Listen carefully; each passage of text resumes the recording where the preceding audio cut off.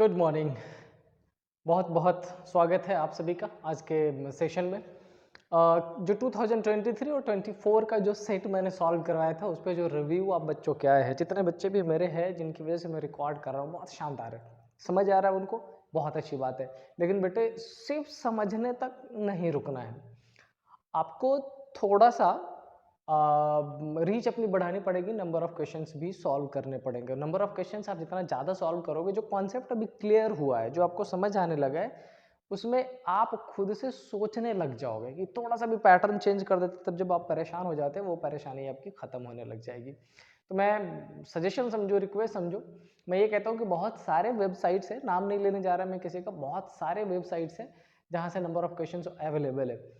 आप वो ले लो, अलग अलग जो कोचिंग सेंटर्स अवेलेबल है अपने आसपास, उनके मॉडल सेट ले लो, उनसे खूब सारा सी सेट लगा लीजिए। मेरे को लगता है कि अगर 50 सेट आप लगा देते हो ओवरऑल, तो आपके पेपर को फिर रीजनिंग के बेसिस पे, लॉजिकल रीजनिंग, मैथ्स और इंग्लिश तो छोड़ो, रीजनिंग के बेसिस पर ही आप ऐसे सिचुएशन में पहुंच जाओगे कि आपको क्वालिफाई होने से कोई रोक नहीं सकता है। ठीक है, मैंने आपको बताया भी था जब ऑफलाइन पढ़ा रहा था तब भी और अभी भी कि 2012 से लेके अभी तक जितने भी पेपर्स हुए हैं सी सैट के, मैंने सबका एक ओवरऑल एनालिसिस आपको दिखाया था क्लास में। और आज मैं फिर से वही बताने जा रहा हूँ कि अगर ओवरऑल ये जो आपका 13 ईयर्स का जो पेपर है, अगर इस 13 ईयर्स के पेपर को देखो तो लॉजिकल रीजनिंग के कुछ पर्टिकुलर टॉपिक है जिसके नंबर ऑफ क्वेश्चंस बहुत ज़्यादा आते हैं। इनफैक्ट हर एग्जामिनेशन में दो तीन क्वेश्चन आपको मिलेगा। और उसी से रिलेटेड एक ये टॉपिक है जिसको हम पढ़ने वाले हैं, कौन सा? डाइस। डाइस को सेपरेटली नहीं रखते हुए ज़्यादातर सिलेबस में डाइस एंड क्यूब करते हैं, लेकिन हम अभी फिलहाल डाइस को अलग पढ़ेंगे और क्यूब एंड क्यूबॉइड को अलग पढ़ने वाले हैं। तो आज अपन सी सैट के सिलेबस में जो डाइस का सेगमेंट आता है उसके कुछ प्रीवियस ईयर के भी बहुत शानदार क्वेश्चन लेके आया हूँ मैं इस पीपीटी में। और पहले तो अपन बेसिक समझ लेते हैं कि बेसिक में क्या कैसा रहेगा, उसके बाद जितने नंबर ऑफ क्वेश्चंस रहेंगे वो भी आपको सॉल्व कराऊंगा। दूसरी एक इम्पॉर्टेंट बात, किसी एक बच्चे का इंस्टा पे मैसेज आया था कि सर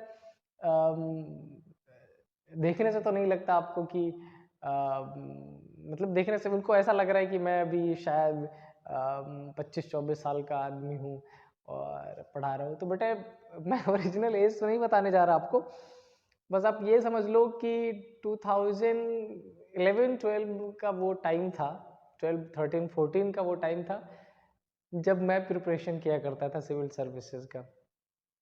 छोड़े हुए या जो एज बार होता है उसको क्रॉस किए हुए 7-8 ईयर्स हो गए मेरे को। अब आप आइडिया लगा लो कि जो एज की कंडीशन होगी वो कितनी होगी मेरी, ठीक है ना। तो वैसे भी ये इम्पॉर्टेंट नहीं है, मैटर नहीं करता। इम्पॉर्टेंट ये है कि आपको चीज़ें समझ में आनी चाहिए, ठीक है ना। तो पढ़ लेते हैं अपन इस वाले सेगमेंट को। आते हैं जो आपका डाइस का टॉपिक है उस पर पहले समझो। डाइस जो हमारा कॉन्फ़िगरेशन होता है एक्चुअल में उसमें तीन बेसिक छोटे छोटे चीज़ें से जो आपको पता है, आप समझ सकते हो उसको बड़े सिंपल वे में। जो तीन बेसिक चीज़ें उसको एक बार समझ लेते हैं, उसके बाद अपने से पूछा क्या जाता है वो समझ लेते हैं, और फिर कहाँ चल लेंगे बेसिक कॉन्सेप्ट्स के बाद डायरेक्टली प्रीवियस ईयर क्वेश्चन पे। तो आपके डाइस में जो तीन बेसिक चीज़ें होती हैं वो क्या क्या है? पहला है आपका एक, अगर मैं स्ट्रक्चर बना दूं डाइस का, शायद स्ट्रक्चर मैंने पीपीटी में लिया भी है, यस। अगर इस स्ट्रक्चर की बात कर ले और इसको ध्यान से देखो तो आपको आइडिया लगेगा कि इसमें कौन सा कलर फिट रहेगा, येलो ही ले लेते हैं। इसमें अगर इस डाइस की बात करें और इस डाइस को एज ए होल कंसीडर करिएगा, ये तो बहुत सारे पार्ट्स में कटा हुआ है, एक काम करता मैं एक बना ही देता हूँ आपका डाइस, ठीक है। अगर इस डाइस की अपन बात कर लें, सपोज कर लो कि हमने एक ये डाइस फ्रेम कर लिया, ठीक है, और अपन इस वाले कंडीशन को पुट कर लिया, ये एक डाइस है, ठीक है। अच्छा, इस डाइस के अगर फेसेस की बात करें, कितने फेस आपको दिखते हैं? सबसे पहले किसकी? फेस की। कितना फेस इसका आपको दिख रहा है? तो आप काउंट करो, एक अप तो एक डाउन, एक राइट का तो एक लेफ्ट का, और एक अपर साइड तो एक बैकवर्ड साइड। इसका मतलब ये कि डाइस के टोटल फेसेस कितने होते हैं? 6। प्रैक्टिकली देखो तो आप जिस कमरे में बैठ के ये वीडियो देख रहे होगे, आई होप आप ग्राउंड में बैठ के नहीं देख रहे होगे इसको, किसी न किसी कमरे में ही, घर में ही, रूम में ही बैठ के देख रहे होगे। आप उस रूम को एक बार सही से एनालाइज करो। आपको हो सकता है कि डाइस एग्जैक्ट ना दिखे, क्योंकि सारे के सारे साइड इक्वल नहीं दिखेंगे आपको, जो इसमें मैंने बना रखा है डाइस में होता है इक्वल सारे, लेकिन स्ट्रक्चर ऑलमोस्ट सेम ही दिखेगा। बेसिकली कैसे, क्यूबॉइड वाला शेप, एक अपर लेयर एक लोअर लेयर, दो, एक मेरे राइट में एक मेरे लेफ्ट में, चार, एक मेरे फ्रंट में और एक मेरे बैक में। टोटल कितने होते हैं? 6 फेसेस होते हैं। तो 6 फेसेस हमने इसके पुट कर दिए, ठीक है। अच्छा, अब दूसरा क्या कहता है? दूसरा आपसे ये कहता है कि भाई इसके साइड्स कितने हैं, या साइड्स को कई बार ऐसा भी लिख देते हैं, ये इसके एजेस कितने हैं, है ना, कितने साइड्स या कितने एजेस हैं। पहला तो आपकी काउंटिंग, क्योंकि आप प्रिपरेशन मोड में हो, एक्सपर्ट हो, तुरंत काउंट कर दोगे इसको, है ना। और उसके बाद मैं करा देता हूँ। एक बार ध्यान से देखो, आपका ये फर्स्ट, ये सेकंड, ये थर्ड और ये 4, ठीक है। इसका मतलब 4 नीचे भी होगा तो ये 5, ये 6, ये 7 और ये 8, ठीक है। और फिर ये 9, ये 10, ये 11 और ये 12। इसका मतलब साइड्स और एजेस की अगर बात करें तो कितने हो जाएंगे? टोटल 12 हो जाएंगे। मैंने आपसे बोली कि 3 इंपॉर्टेंट चीजें हैं, जिसमें 2 तो बता दिया, एक आपका क्या, फेस, और दूसरा आपका क्या, साइड्स या एज की बात। तीसरा आपसे पूछ लेगा कि ये बताओ कि इसके कॉर्नर कितने होते हैं, कितने कॉर्नर्स होंगे इसके, वो भी आपका है। आप जिस कमरे में बैठे उसी पे चेक कर लो। जब आप ऊपर की तरफ देखोगे ना, जो आपके छत होगा आपके घर का, उसमें अगर आप देखोगे तो आपको 4 कॉर्नर दिखेगा। एक आपके सामने राइट, सामने लेफ्ट, बैकवर्ड राइट और बैकवर्ड लेफ्ट। और अगर 4 ऊपर है तो आपको 4 नीचे भी दिखेगा। तो टोटल कितने हो जाएंगे? 8 कॉर्नर्स। इसमें अगर आप चेक करो तो आपकी मर्जी, इसमें चेक कर लो। इसमें आपको ये एक कॉर्नर दिखेगा, ये दूसरा कॉर्नर, ये तीसरा कॉर्नर, ये चौथा कॉर्नर और ये 5वां कॉर्नर। आपके जो कॉर्नर होते हैं कितने? वो 8 हो जाते हैं, ठीक है। कई बार आपसे इस चीज पे क्वेश्चन पूछ लेगा। अच्छा, एक बात और, डाइस में इस पर्टिकुलर सेगमेंट जो मैंने ये बताया है, इसका थोड़ा कम यूज होगा, इसका ज़्यादा यूज जब अपन क्यूब और क्यूबॉइड पढ़ेंगे उसमें खासा यूज होता है इसका, लेकिन चूंकि बेसिक है और आपका जानना जरूरी है, ठीक है ना। अब इसमें देखो, हमने यहाँ पर टोटल नंबर ऑफ फेसेस कितने लिखे हैं? 6। लेकिन अगर क्वेश्चन में आपसे पूछ लिया जाए कि आपको एक बार में अगर आपके सामने डाइस पुट कर दिया जाए तो टोटल कितने फेसेस दिखते हैं, तब 6 मत कर देना, गलत हो जाएगा वो। किसी भी डाइस को अगर आप अपने सामने रख लो तो आपको जो दिखने वाले फेसेस होंगे वो ऑलवेज कितने होंगे? 3 हो जाएंगे। फिलहाल मेरे पास क्या है, चलो यही देख लो। ये डब्बा है, ठीक है, ये डब्बा है। इसको फिलहाल डाइस कंसीडर कर लेते हैं। ऐसा मान लेते हैं कि ये सारे इक्वल है। अगर मैं ऐसा इसके सामने रख दूं ये, तो आप ज़्यादा से ज़्यादा ऐसा रख दूं तो आप ये 1, 2, 3 देख पाओगे। या अगर मैं ऊपर कर दूं तो आप ये 1, 2, 3 देख पाओगे। इसका मतलब ये कि अपन कुछ भी कर ले, डजंट मैटर, कुछ भी कर दें, हम हमेशा कितने फेसेस देख पाते हैं? 3 ही फेसेस देख पाते हैं, ठीक है। क्वेश्चन में आपसे इसी 3 फेसेस से रिलेटेड पूछ लिया जाएगा, ठीक है। चलते हैं, अभी अपने पास थोड़ी सी जगह यहाँ पर है तो इसका अपन यूज कर लेते हैं। ये तो रहा बेसिक्स। अब आपको इस डाइस में समझना पड़ेगा कि एक्चुअल में ये डाइस होता कितने तरीके का या कितने पैटर्न का क्वेश्चन आपसे पूछा जाता है। इसमें बच्चे 2 पैटर्न से क्वेश्चन आपसे पूछा जाएगा। एक जिसको अपन बोलते हैं क्या, क्लोज्ड डाइस, और दूसरा जिसको अपन बोलते हैं क्या, ओपन डाइस।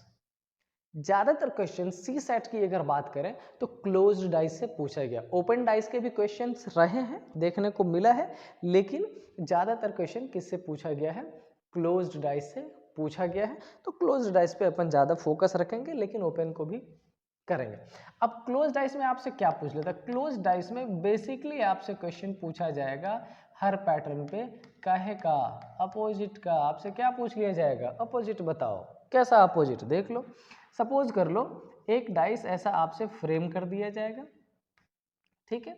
ये ऐसा, और इसमें ऊपर सपोज कर लो मैंने लिख दिया ABC, और ऐसे 2-3 एंगल से, एक ही डाइस के 2-3 डिफरेंट एंगल से आपसे दे दिया जाएगा कन्फिग्रेशन, 3-4 अलग अलग, और 3-4 फिगर को देखे हो सकता है आपसे पूछ ले कि ये A अगर टॉप पे है तो इसके बॉटम में कौन सा होगा, अगर ये C फ्रंट पे है तो इसके बैक में कौन सा होगा, B लेफ्ट में है तो उसके राइट में कौन सा होगा, ये कन्फिग्रेशन, ठीक है। और अगर ओपन डाइस की बात करें तो ओपन डाइस में कुछ ऐसा शेप दे दिया जाएगा, सपोज कर लो कुछ ऐसा शेप बना दिया गया ऐसा, और इसके बीच में यहाँ पर कुछ पुट कर दिया जाएगा, और फिर आपसे बोलेगा कि अगर इस ओपन डाइस को क्लोज करोगे तो कौन सा बन सकता है, कौन सा नहीं बन सकता है, on the basis of opposite ही अपन उसको फाइंड कर सकते हैं।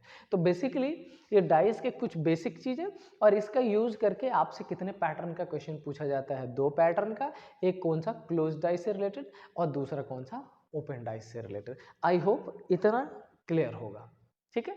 एक किससे, क्लोज डाइस, और एक किससे, ओपन डाइस से रिलेटेड। अब अगर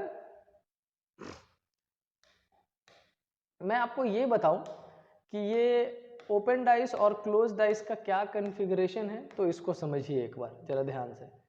ये इसको थोड़ा और बड़ा कर लें क्या, पेज को कर लेते हैं भैया, ठीक है।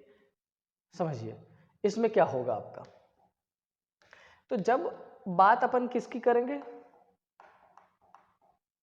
किसकी करेंगे अपन, क्लोज डाइस वाले की, ठीक है।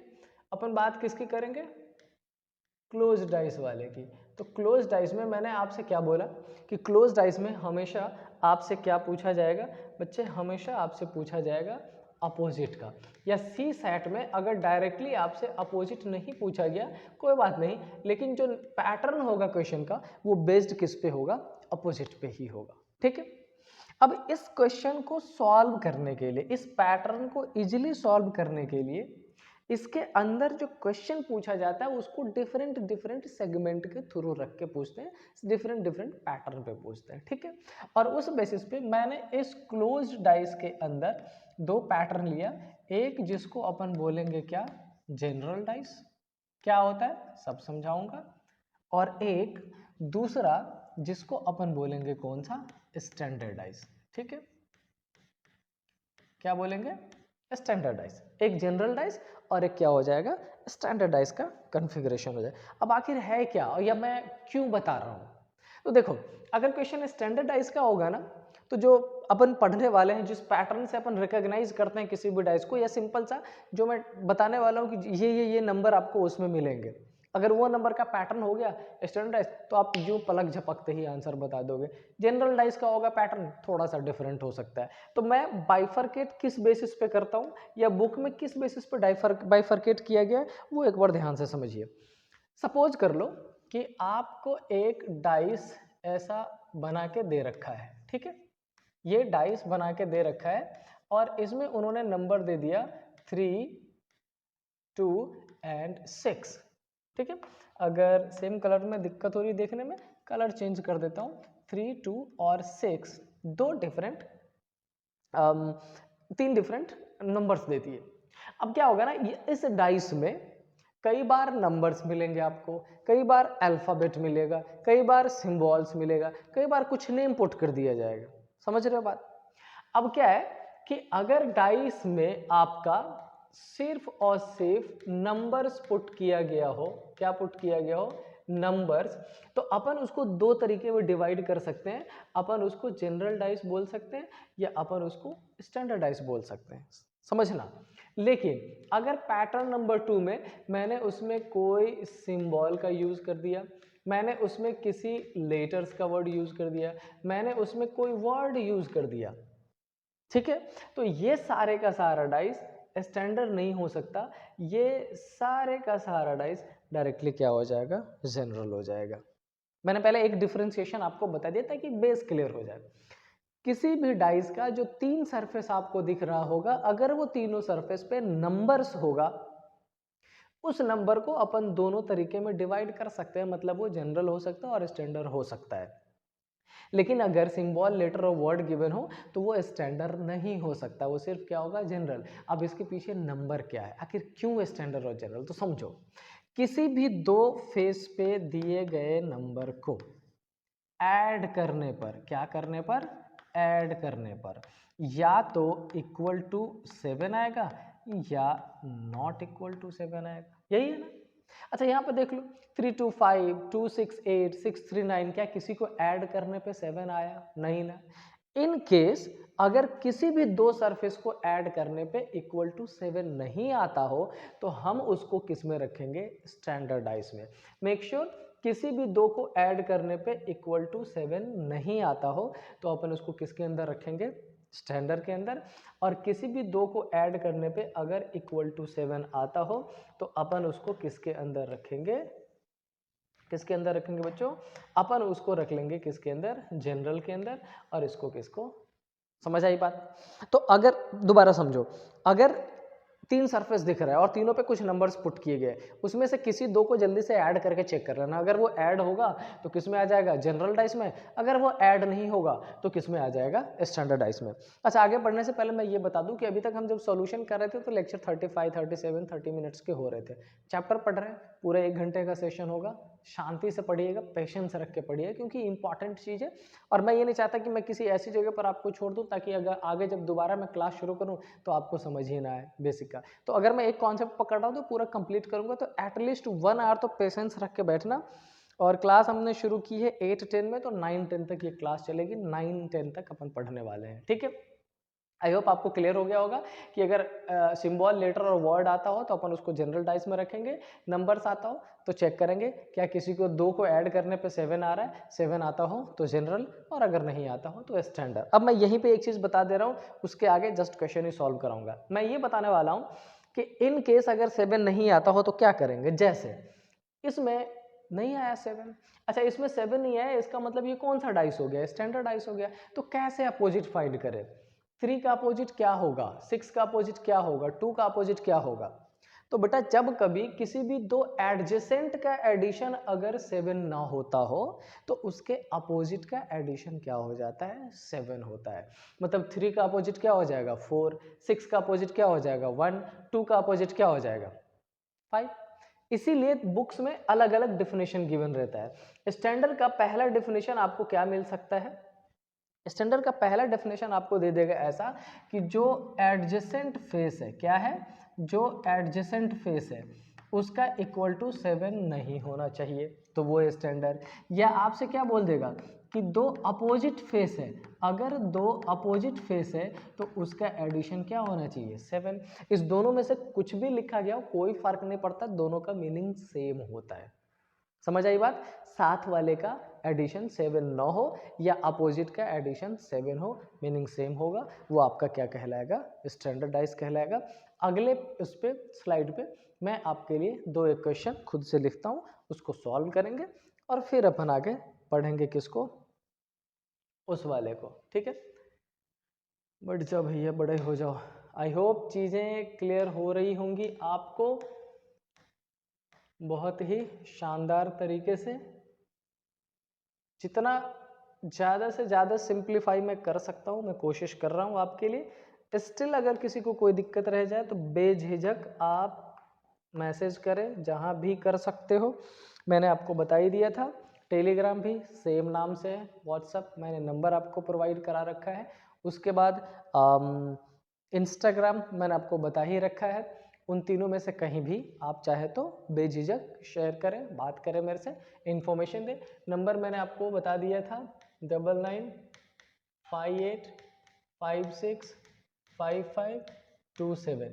ये मेरा नंबर है। 24/7 सिविल सर्विसेज एस्पिरेंट्स के लिए ओपन है। बाकी बच्चे रिप्लाई करूंगा आपका भी, ऐसा नहीं करूंगा, लेकिन थोड़ा लेट हो सकता है तो ध्यान रखिएगा इस चीज़ का, ठीक है। बाकी आप चाहे जब चाहे फ़ोन कर ले, मैसेज कर ले, हमेशा मैं आपके लिए अवेलेबल रहूँगा, ठीक है। चलिए अब ज़रा समझते हैं कि हमने जो पैटर्न लिया था ओपन वाला, उस पर 2 एक क्वेश्चन सॉल्व करके देख लेते हैं कि क्या हो सकता है। जैसे सपोज कर लो एक डाइस गिवन है ऐसा, ठीक है, और इस डाइस पे अगर आपको सिंगल ही डाइस है, इसमें मैं सिंगल पे ही आपको समझा देता हूँ, वो वाला डबल पे मैं आपको समझाऊंगा। ऐसा है, अच्छा इसमें यहाँ पर उन्होंने दे दिया 5, 4 और 6, और अब आपसे पूछ लिया कि पहले तो ये बताओ इस डाइस को देखे कि ये आपको क्या लग रहा है, ये स्टैंडर्ड डाइस है या जनरल डाइस है। मैं इसको देखूंगा, मैंने चेक किया 5 4 9, 5 6 11 और 6 और 4 10। भैया किसी भी दो को ऐड करने पे 7 तो नहीं हुआ, इसका मतलब ये डाइस कौन सा है, स्टैंडर्ड डाइस है। इसका मतलब इसके अपोजिट फाइंड करने के लिए क्या होगा, मतलब सिंपल कि अपोजिट का एडिशन क्या होना चाहिए 7, तो 5 का अपोजिट क्या होगा 2, 6 का अपोजिट क्या होगा 1 और 4 का अपोजिट क्या हो जाएगा 3। आई होप अब एटलीस्ट 100% क्लियर होगा। स्टिल मैं आपके लिए एक क्वेश्चन और लिखने वाला हूँ। सपोज कर लो कि मैंने एक ऐसा डाइस लिख दिया और डाइस का कन्फिग्रेशन ये बना दिया, ठीक है, और इसमें मैंने लिखा 1 4 और 3। समझिएगा बात को। अच्छा ये 3 मैंने इस पीछे वाले पे नहीं लिखा, ये जो फ्रंट वाला है ना उस पे लिखा, तो कंफ्यूज मत होना, कभी ऐसा सोच लेना कि 4 इस पे 3 उस पे, तो 4 और 3 एक दूसरे का अपोजिट नहीं, ये तीनों एक तीसरे के एडजेसेंट है। अच्छा इस वाले केस को देखें तो सबसे पहले मैं आपसे ये पूछूंगा कि बेटा ये डाइस है कौन सा, स्टैंडर्ड या जनरल। आप करोगे 1 + 3 4, 1 + 4 5, 4 + 3 7, मतलब इसमें किसी भी एक पेयर को ऐड करने पे ऐसा कंडीशन बन रहा है कि इक्वल टू क्या हो रहा है 7, इसका मतलब वो कौन सा डाइस हो जाएगा, जनरल डाइस। अब इसमें अपोजिट कैसे फाइंड करें ये समझना आपके लिए इंपॉर्टेंट है। स्टैंडर्ड डाइस तो कुछ था ही नहीं, बहुत सिंपल सा होता है, अपन तुरंत फाइंड कर लेते हैं। आपके लिए समझना कौन सा जरूरी है कि जनरल डाइस में कैसे फाइंड करेंगे, 5 मिनट में क्लियर करता हूँ, उसके बाद डायरेक्टली चलूंगा मैं प्रीवियस ईयर पे। इस पे मैं ज़्यादा नहीं, बेसिक्स में ज़्यादा टाइम नहीं अपन ख़त्म करेंगे। देखो तो जब आपका डाइस कौन सा होता हो, जनरल डाइस होता हो, कौन सा, जनरल डाइस, ठीक है। जनरल डाइस के रूल के हिसाब से मैंने आपको बता दिया कि जनरल डाइस क्या होता है, जब किसी भी दो सरफेस को ऐड करने पे 7 ना होता हो या उस डाइस के अंदर अल्फाबेट दे देता हो, सिंबल्स दे देता हो, कुछ नेम दे देता हो, कुछ भी कंडीशन दी गई हो तब, ठीक है। तो इसको फाइंड करने के लिए बेटा इसमें 3 डिफरेंट रूल्स आपको पढ़ने पड़ेंगे। रूल नंबर 1 जिसको अपन बोलते हैं क्या, ये नाम कुछ दे रखा है बुक में, नाम मैं लिख देता हूँ, इंपॉर्टेंट कॉन्सेप्ट समझना है, ठीक है। नेम नंबर 2 इसको अपन बोलते हैं क्या, सेम टू, ठीक है। और रूल नंबर 3 को क्या बोलते हैं, एडजेसेंट, ठीक है। एक क्वेश्चन मैं लिखने वाला हूं और मैं उम्मीद करता हूं कि उसी क्वेश्चन पे तीनों चीज को समझ लेंगे, ठीक है। चलिए मैं आपके लिए एक डाइस बनाता हूं बहुत ही शानदार सा, और फिर अपन उसमें इसको समझेंगे इस पे। लेकिन इस बार चूंकि जनरल डाइस है तो मेरे को थोड़े से वो डाइस के जो पार्ट्स हैं वो थोड़े से ज़्यादा बनाने पड़ेंगे, ठीक है। कोई बात नहीं, आपके लिए मेहनत की बात है, आप भी मेहनत कर रहे हो 16 घंटे 18 घंटे, तो आपके लिए थोड़ा सा मेहनत तो चलता है। सपोज कर लीजिए कि इसमें मैंने लिखा 1, इसमें लिखा 4 और इसमें लिख दिया 5, ठीक है। अच्छा मैंने इसमें लिख दिया 5, इसमें लिख दिया 3 और इसमें लिख दिया क्या 2, ठीक है। अच्छा आगे बढ़ने से पहले मैं एक चीज और क्लियर करना चाहता हूं आपके लिए, वो क्या कि जब एक से ज्यादा फिगर गिवन हो तो कभी ऐसा मत समझ लेना कि ये अलग अलग डाइस से, नहीं, एक ही डाइस का डिफरेंट एंगल्स गिवन होता है। एक हो फिगर, दो हो फिगर, 3 हो 4 हो, डजंट मैटर, दो अलग डाइस नहीं दिया जाता है, एक डाइस के अलग अलग एंगल से फोटो नहीं, अपन फोटो करा लेते हैं, एक इस साइड से ऐसा करा लिया, एक इस साइड से, एक इधर से, एक उधर से, पता नहीं किधर किधर से, सेम सेगमेंट डाइस के साथ भी थोड़ा सा खेल खेला जाता है और कुछ नहीं। तो इसको थोड़ा सिंपल वे में रखना है, ऐसा नहीं कभी समझ लेना कि दो अलग अलग डाइस है तो गड़बड़ हो जाएगा, ऐसा नहीं होता है, ठीक है। अब इसमें आपसे मैं पूछ लूँ इस कन्फिग्रेशन को देखते हुए, मैं आपसे पूछ लूँ कि आप मेरे को 5 का अपोजिट बता दो, मैं आपसे पूछ लूँ 1 का अपोजिट बता दो, मैं आपसे पूछ लूँ 4 का अपोजिट बता दो, कुछ भी, anything could be find by this dice only using the rule which is, क्या है रूल का नाम, कोरामिन। अब इस कोरामिन में करना क्या होता है और आखिर कोरामिन ही क्यों लगेगा, मैं ये दो नेम जो मैंने लिखा वो मैं क्यों नहीं लगा रहा हूं, ठीक है। इसमें से भी एक रूल और लग सकता है। इसमें हम अभी मेरे को क्वेश्चन देखने पे ये समझ आ रहा है कि एडजेसेंट का यूज और अपन इसमें कर सकते हैं, सेम टू का यूज नहीं कर पाएंगे। तो पहले कोरामीन समझते हैं। कोरामीन में होता क्या ये समझो। देखो, if there is only one common number, one common number, और मैं एलिमेंट्स लिख दे रहा हूं। एलिमेंट्स का मतलब आप समझ लीजिएगा, एलिमेंट्स का मतलब आप समझ लीजिएगा, क्या समझ लीजिएगा, सिंबल्स हो, अल्फाबेट हो, नेम हो, कुछ भी हो। अगर किसी भी दो गिवन डाइस में डिफरेंट एंगल से एक ही डाइस के दो अलग अलग फिगर में अगर कोई एक ही कॉमन दिखता हो, है ना, इसमें कौन सा कॉमन दिख रहा है, यहां भी 5 कॉमन दिख रहा है और यहां भी 5 कॉमन दिख रहा है, तो अपन क्या करेंगे, उसको लिख देंगे, जो जिसके सामने आएगा वो उसका अपोजिट। लेकिन लिखेंगे कैसे, अगर इस 5 में ऐसा चला 2 और फिर यहां चला 3, तो यहां भी 5 से चलेंगे 1 और 1 से चलेंगे 4। इसका मतलब अगर एक डाइस में एंटी क्लॉकवाइज चल रहे हैं तो दूसरे में भी एंटी क्लॉकवाइज ही चलना पड़ेगा, और अगर एक में क्लॉकवाइज अपन चल लेते तो दूसरे में भी कैसा चलना पड़ता, क्लॉकवाइज। और अब मैं इसको लिख के दिखा देता हूं। नीचे वाले डाइस में मेंशन कर रखा है 5, उसके बाद क्या है 3, और उसके बाद क्या है 2, और ऊपर वाले डाइस में मेंशन है 5 देन 1 एंड देन 4। यही है ना। अब एक बार समझ लो इसको, मैंने बोला और मैंने इतना लिख दिया। अब इसमें होगा क्या, जो जैसे ये दोनों एक दूसरे के सामने, ये एक दूसरे के सामने, ये एक दूसरे के सामने, ये सारे का सारा अपोजिट है। 2 किसका अपोजिट, 4 का। 3 कैसा अपोजिट, 1 का। अब आप बोलोगे सर 5 का अपोजिट कैसे हो सकता है, तो बेटे टोटल फेस कितने होते हैं, 6 में से यहाँ पर कितने फेस दिख रहे हैं, 1 2 3 4 5, कोई एक फेस मिसिंग होगा, हो सकता हो नंबर 6 लिखा हुआ।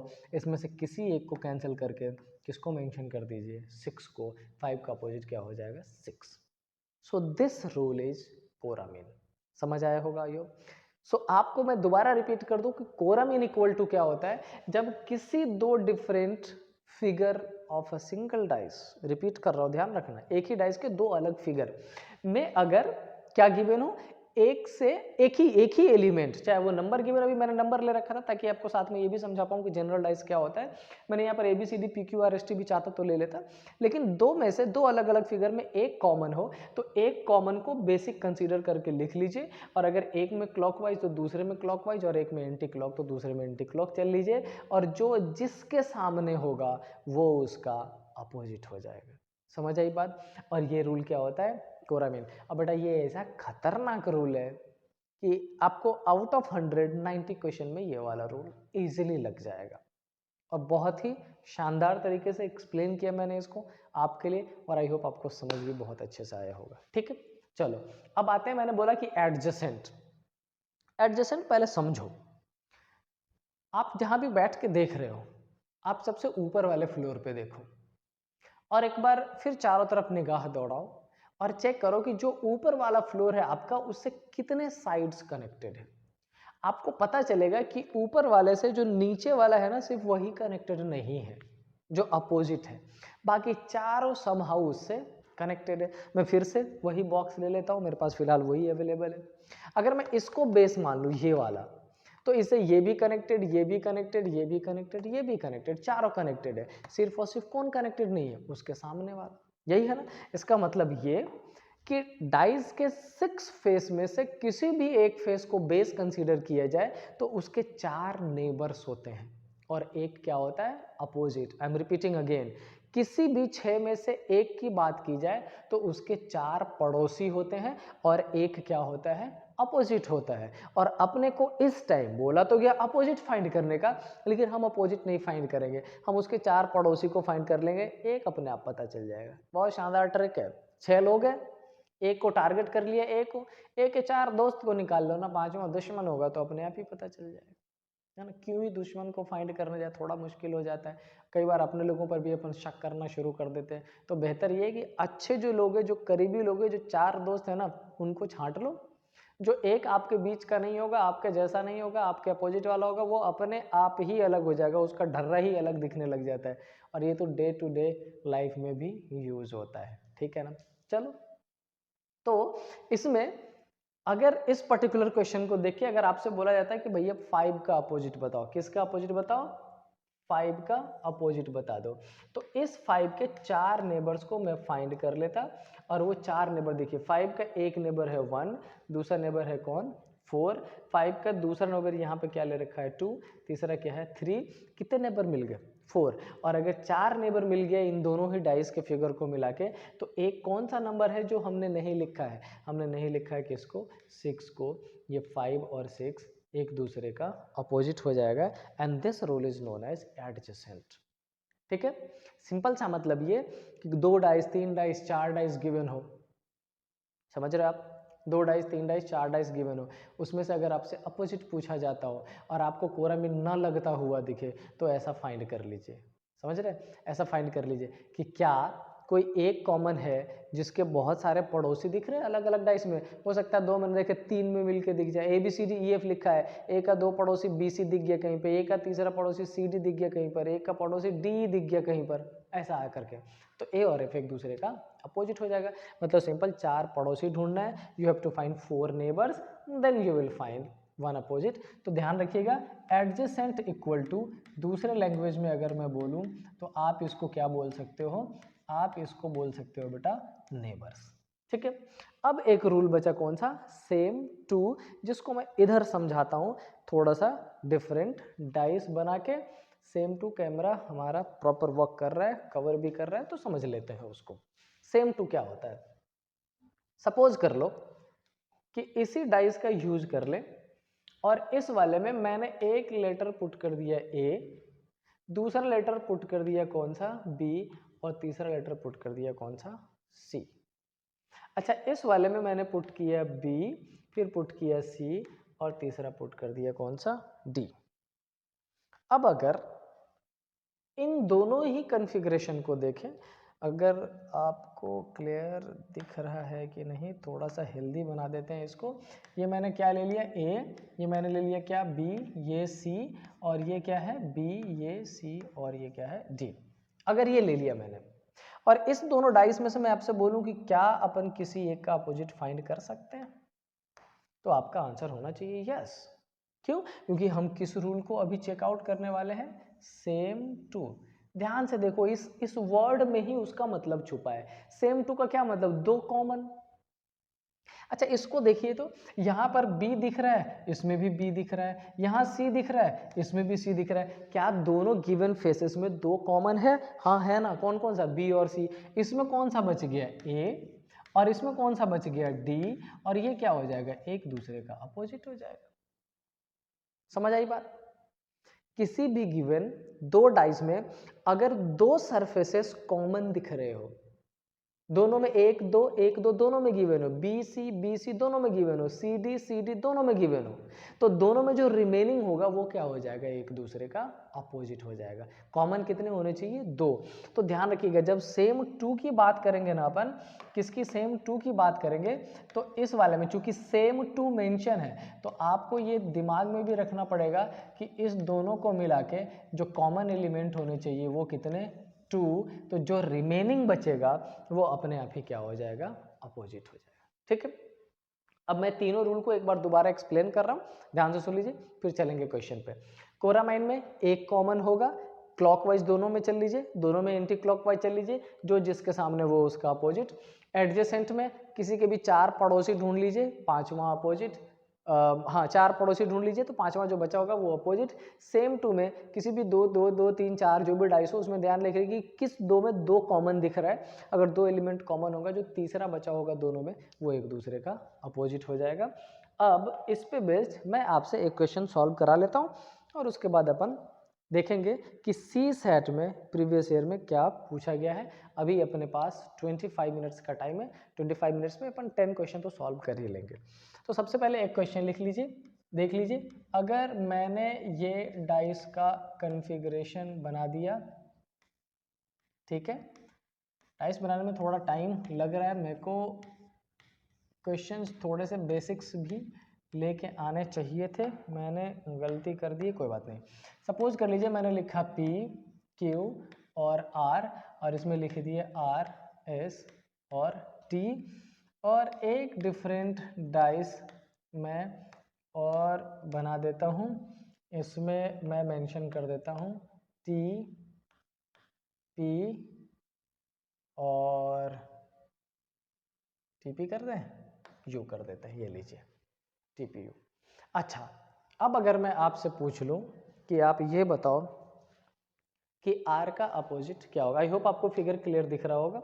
अगर मैं आपसे पूछ लूँ कि आप ये बताओ कि ये जो आर है इसका अपोजिट क्या होगा, तो ध्यान से देखिए, इस तीनों ही डाइस में क्या किसी में दो कॉमन दिख रहा है?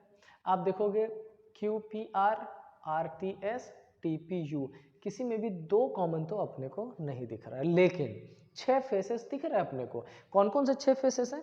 तो यहाँ पर आपको दिख रहा है एक फेस P, दूसरा Q, तीसरा R, चौथा S, पांचवा T और छठा U। ये 6 फेस दिख रहा है आपको, लेकिन हमें कोई दो कॉमन नहीं दिखा, मतलब सेम टू तो नहीं लगने वाला है। तो अब हम इस पर क्या लगा सकते हैं? हम इस पर कोरामीन भी लगा सकते हैं, हम इस पर एडजेसेंट भी लगा सकते हैं। ठीक है, क्या लगा सकते हैं? कोरामीन भी, और क्या लगा सकते हैं? एडजेसेंट भी। तो समझिए ध्यान से इसको, क्या इस डाइस नंबर 1, इस डाइस में और इस डाइस में क्या कोई एक कॉमन दिख रहा है? हाँ दिख रहा है। कौन सा? आर दिख रहा है। याद आया? कोरामीन, आर दिख रहा है। अच्छा, इसका मतलब इस आर के बाद हम इधर अगर ऐसा लिख दें एंटी क्लॉकवाइज चल के एस, और इसके बाद क्या लिख दें? टी, तो यहाँ पर भी पहले लिख देते हैं आर, और आर से एंटी क्लॉकवाइज चल लेते हैं क्या?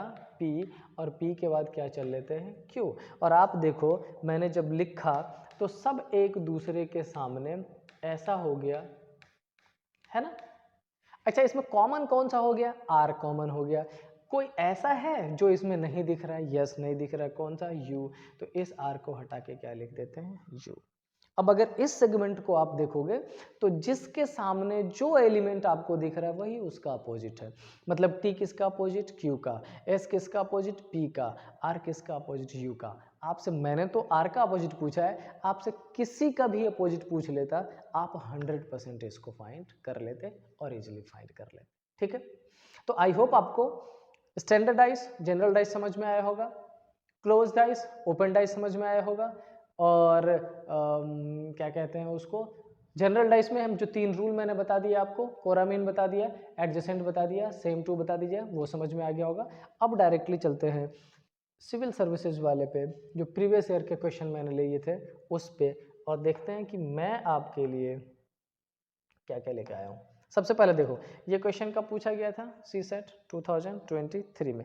क्या पूछा गया है? रीड आप करो, एक्सप्लेनेशन मैं दूंगा, आंसर मैं दूंगा, लेकिन रीड करने की रिस्पॉन्सिबिलिटी आपकी होगी। ठीक है, 42 मिनट हुआ है, 18 मिनट का टाइम बच रहा है। 18 मिनट यानी कि पूरे 1 घंटे की क्लास होगी, 18 मिनट में अपन अच्छे से पढ़ सकते हैं। सुनो क्या लिखा है, cube has 6 number 1 2 3 4 5 and 6 on its face, 3 views of the cube are shown below. Simple सी बात है, मैंने आपको बोला था कि 6 फेस होता है, बता रखा है इसने। 6 में से अपने को कितना दिख रहा है? 3 दिख रहा है, कोई बात नहीं 3 दिखा लेते हैं, है ना।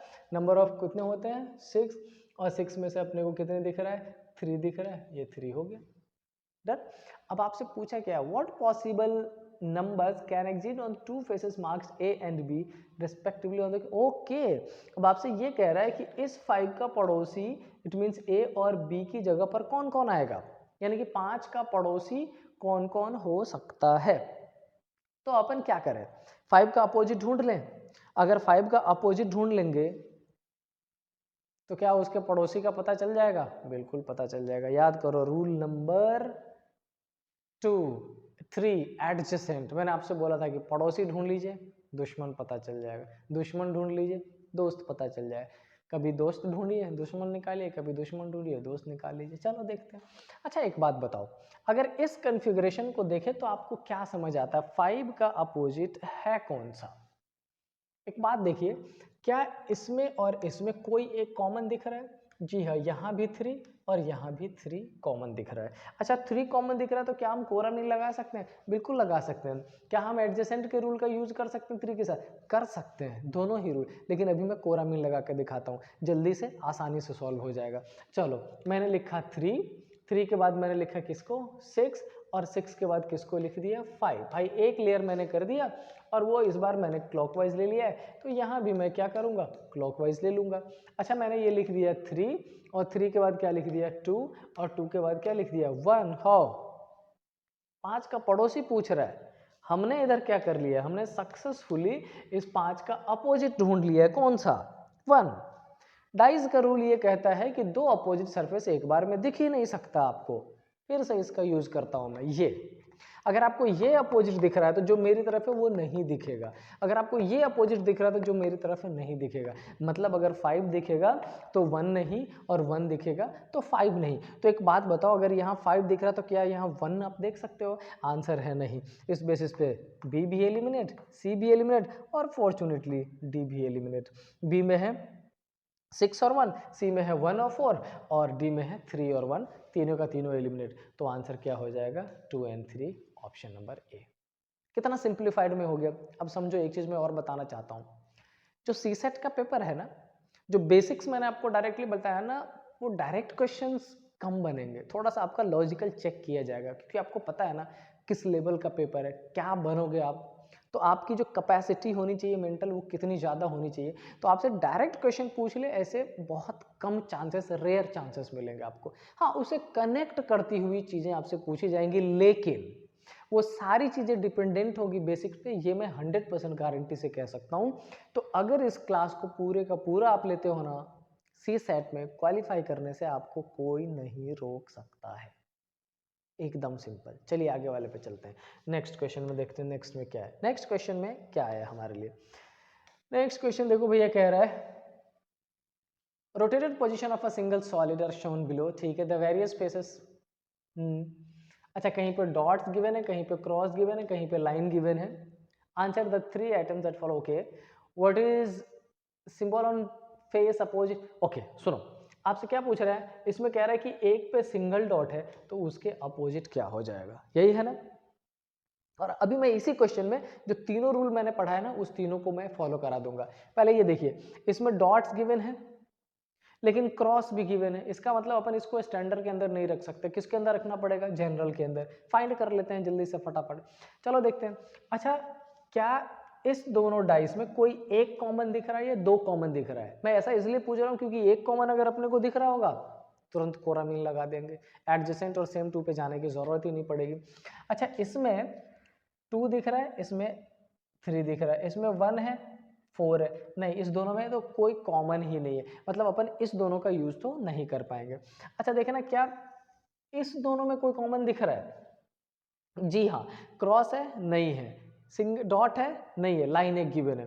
क्या 2 और 2? यस, 2 और 2 कॉमन है, मतलब मिल गया अपने को, अपन यूज कर सकते हैं किसका, कोरामीन का। चलो अच्छा, यहाँ पर 2 गिवन है और यहाँ पर 2 गिवन है, 2 से काम करते हैं, एंटी क्लॉकवाइज चल लेते हैं, तो 2 के बाद लिखेंगे क्या 1 और 1 के बाद क्या लिखेंगे क्रॉस, और इसमें 2 और 2 के बाद क्या लिखेंगे 3 डॉट और 3 डॉट के बाद ये।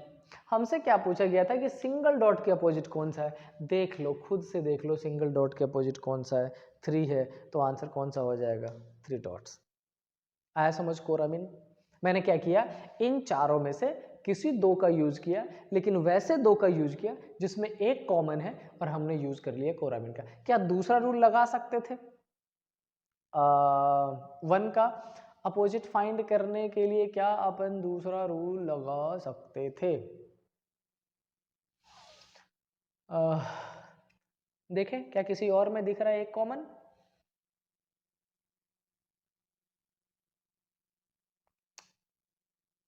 शायद नहीं, शायद नहीं।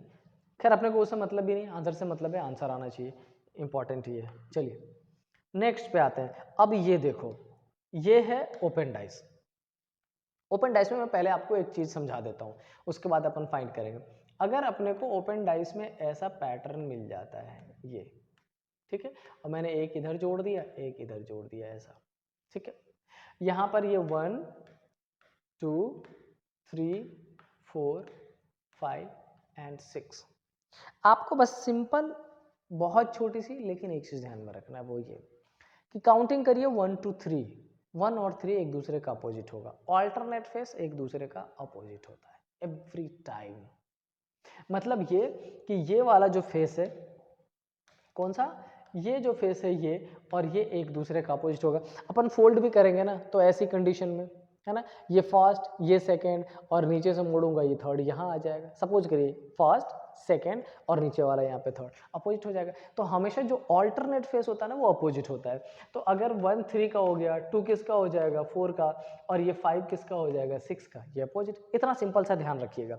इसमें वो एडिशन सब्ट्रैक्शन जनरल स्टैंडर्ड उसकी जरूरत नहीं है। Alternate faces are opposite to each other. इसका मतलब इसमें आप ध्यान से देखो तो ये जी, सॉरी वाइट ही ले रखा है दिखेगा ही नहीं, ये जी किसका अपोजिट हो जाएगा, ओ का। ये डब्ल्यू किसका अपोजिट हो जाएगा, बी का। ये आर किसका अपोजिट हो जाएगा। समझ आई बात। क्वेश्चन में क्या पूछा है, व्हाइट फेस का अपोजिट क्या है, व्हाइट के अपोजिट कौन सा होगा, ब्लू। आंसर कौन सा हो जाएगा, blue. So that is the correct answer. समझ आई बात। ग्रीन का अपोजिट ऑरेंज, रेड का अपोजिट येलो। इतना सिंपल होता है। किस में पूछा गया था, यूपीएससी के 2012 में सी सेट में पूछा गया क्वेश्चन है। डायरेक्ट क्वेश्चन है लेकिन ओपन डाइस का है, बस ये ध्यान रखिएगा और कुछ नहीं। Next, 3 views of a cube following a particular motion are given below. What is the letter opposite to A? बहुत सिंपल है। आई होप आपने देखते ही आंसर कर दिया होगा।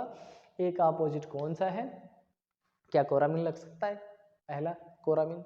देख लेते हैं क्या किसी एक में कॉमन है, इसमें ए के बी एम के हो गया ना, दोनों में के कॉमन है। चलो एक काम कर लेते हैं, इस के से ऐसा चल लेते हैं, के बाद क्या लिखोगे एम, और एम के बाद क्या लिखोगे एच। कैसा चले, क्लॉकवाइज।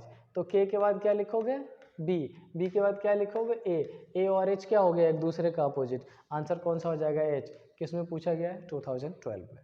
लेकिन क्या इसमें दूसरा रूल लगा सकते हैं, मैं एक बार ट्राई जरूर कर लेता हूँ आपके लिए। किसी और 2 डाइस का यूज करके आंसर फाइंड कर सकते थे, हाँ बिल्कुल कर सकते थे, वो भी कर सकते थे। देखो इसमें H और H कॉमन है, अगर H और H कॉमन है तो अपन ऐसा यूज कर सकते थे, H के बाद अपन किस पे चलेंगे P पे, P के बाद अपन किस पे चलेंगे B पे। अच्छा इसमें H के बाद अपन किस पे चलेंगे K पे, और K के बाद किस पे चलेंगे M पे। अब देखना जरा एक बार, H और H क्या है कॉमन है, 6 में से कौन सा एक नहीं दिख रहा है ए, तो इस H को किस में कन्वर्ट कर दो ए में। यस ये भी हो सकता है। बहुत सिंपल क्वेश्चन था, अच्छा क्वेश्चन था। चलिए क्या लिखा है, बोला गया है इसमें हमसे each face of a cube can be painted in black और वाइट। ओके ब्लैक और वाइट में किया गया। In how many different ways can be the cube of painted. अच्छा टोटल कितने फेसेस, 6 फेसेस है ना, समझ लीजिए इसको। टोटल आपके पास कितने फेसेस, 6 फेसेस। अब इस 6 फेसेस को ये कह रहे हैं कि 2 कलर से कर दीजिए, कौन सा व्हाइट और black, but make sure white और ब्लैक। केसेस ऐसे भी बनेंगे जब सिर्फ व्हाइट होगा, केसेस ऐसे भी बनेंगे जब सिर्फ ब्लैक होगा, केसेस ऐसे भी बनेंगे जब 1 black 5 white, 1 white 5 black, 2 black 4 white, 2 white 4 black, 3 black 3 white, ऐसे कंडीशंस बन जाएंगे। ठीक है, तो क्या पूछा है कितने वे में हो सकता है। अब देखो 2019 में पूछा गया है ये क्वेश्चन देखते हैं, आइए ट्राई करते हैं आपके लिए क्या क्या कंडीशन बन सकता है। सपोज कर लो हमने ले लिया किसका व्हाइट का, और यहाँ पर ले लिया किसका ब्लू का, व्हाइट और ब्लू की कंडीशन बस आपको दिखना चाहिए प्रॉपर। ये दिख रहा है क्लियर, हाँ दिख रहा है, लेकिन मैं फ्रंट पे ही कोशिश कर लेता हूँ आपके लिए, उधर राइट लेफ्ट नहीं जाते हैं। यहाँ लिख देता हूँ, ठीक है। एक मैंने ले लिया किसका व्हाइट और एक ले लिया किसका ब्लू का। अब समझो अगर व्हाइट 0 तो ब्लैक 6, और अगर व्हाइट 6 तो ब्लैक 0, 2 केस तो ये बन गए क्योंकि और लिखा गया है, मतलब 0 6 तो ऐसा कह सकते हैं इसमें कि एक कंडीशन कैसा बन गया ऑल ब्लैक, और एक कैसा कह सकते हैं ऑल वाइट 2 केस। अब समझिए 1 वाइट 5 ब्लू और 5 वाइट 1 ब्लू, ये भी आपका एक केस यहाँ बन गया और ये एक केस यहाँ बन गया कितने बन गए 4। अच्छा इस एक में से कोई भी एक ले ले, डजंट मैटर, कहीं भी एक ले सकते हैं, हो जाएगा। अब समझिए इसमें मैंने एक काम किया, क्या 2 ले लिया व्हाइट और 4 ले लिया ब्लैक। समझ गए? अब यहाँ पर कुछ चीजें आपको और समझनी पड़ेंगी। क्या? अच्छा, सपोज कर लो कि मैंने एक ये ले लिया और इसका अपोजिट वाला ये मैंने ले लिया क्या? व्हाइट। दो व्हाइट ले लिया, एक ऊपर और एक नीचे, और बाकी चारों को कैसा बना दिया मैंने? ब्लैक बना दिया। ठीक है, लेकिन एक बात बताओ, क्या ऐसा पॉसिबल था? कैसा? समझिए, क्या ऐसा पॉसिबल था कि एक व्हाइट मैंने ये ले लिया और एक व्हाइट ये ले लूं उसका पड़ोसी? एक बार दोनों व्हाइट नेबर्स ले लेते हैं और एक बार दोनों व्हाइट एडजेसेंट ले लेते हैं। इसका मतलब ये कि इस वाले कंडीशन में कितने केसेस बन जाएंगे बच्चे? दो केसेस बन जाएंगे। समझिएगा ध्यान से। एक बार जो व्हाइट होगा वो दोनों का दोनों कैसा लेंगे अपन? नेबर्स ले लेंगे, और एक बार जो व्हाइट होगा अपन कैसा ले लेंगे? अपोजिट ले लेंगे। जैसे मैंने व्हाइट नेबर्स दिखाने के लिए रेड कलर यूज करा, बट व्हाइट का वो है ये, और एक बार यहाँ पर और अपोजिट ले लेते, एक हो जाता। क्या यही केस जब अपन दो ब्लैक और चार व्हाइट लेंगे तब होगा? क्या दो ब्लैक और चार व्हाइट लेंगे तो? यस, मतलब इसके भी कितने केसेस बन जाएंगे? दो। तो कितने केस बन गए? 1 2 3 4 6 और 8 केसेस। अब क्या बन सकता है, एक बात समझ लीजिए। अच्छा, सपोज कर लो कि मैंने 3 ब्लैक और 3 व्हाइट ले लिए। ठीक है, 3 ब्लैक और 3 व्हाइट। अच्छा, सपोज कर लो एक ब्लैक मैंने ये ले लिया जो सामने दिख रहा है ये, और एक मैंने ये ले लिया है। देखना ये तीनों का तीनों एडजेसेंट है क्या? अगर ये तीनों ब्लैक एडजेसेंट लिया तो बचा हुआ तीनों जो व्हाइट होगा वो भी तो एडजेसेंट हो जाएगा ना। ठीक है, लेकिन सपोज कर लो कि अगर मैं ऐसा कर देता, कैसा कर देता मैं बताता हूं आपको। अगर मैं ऐसा कर देता, एक मैंने ये ब्लैक एक मैंने ये ब्लैक ले लिया और एक ऊपर वाले का अपोजिट ले लिया, यानी कि सामने अपोजिट और एक नेबर, तो फिर व्हाइट में भी ऐसा हो जाता, सामने इधर वाला और अपोजिट वाला। तो ये जो केस है आपका, मैंने किसका लिख दिया था, इसका 2 हो गया था। ठीक है ना, 4 और 2।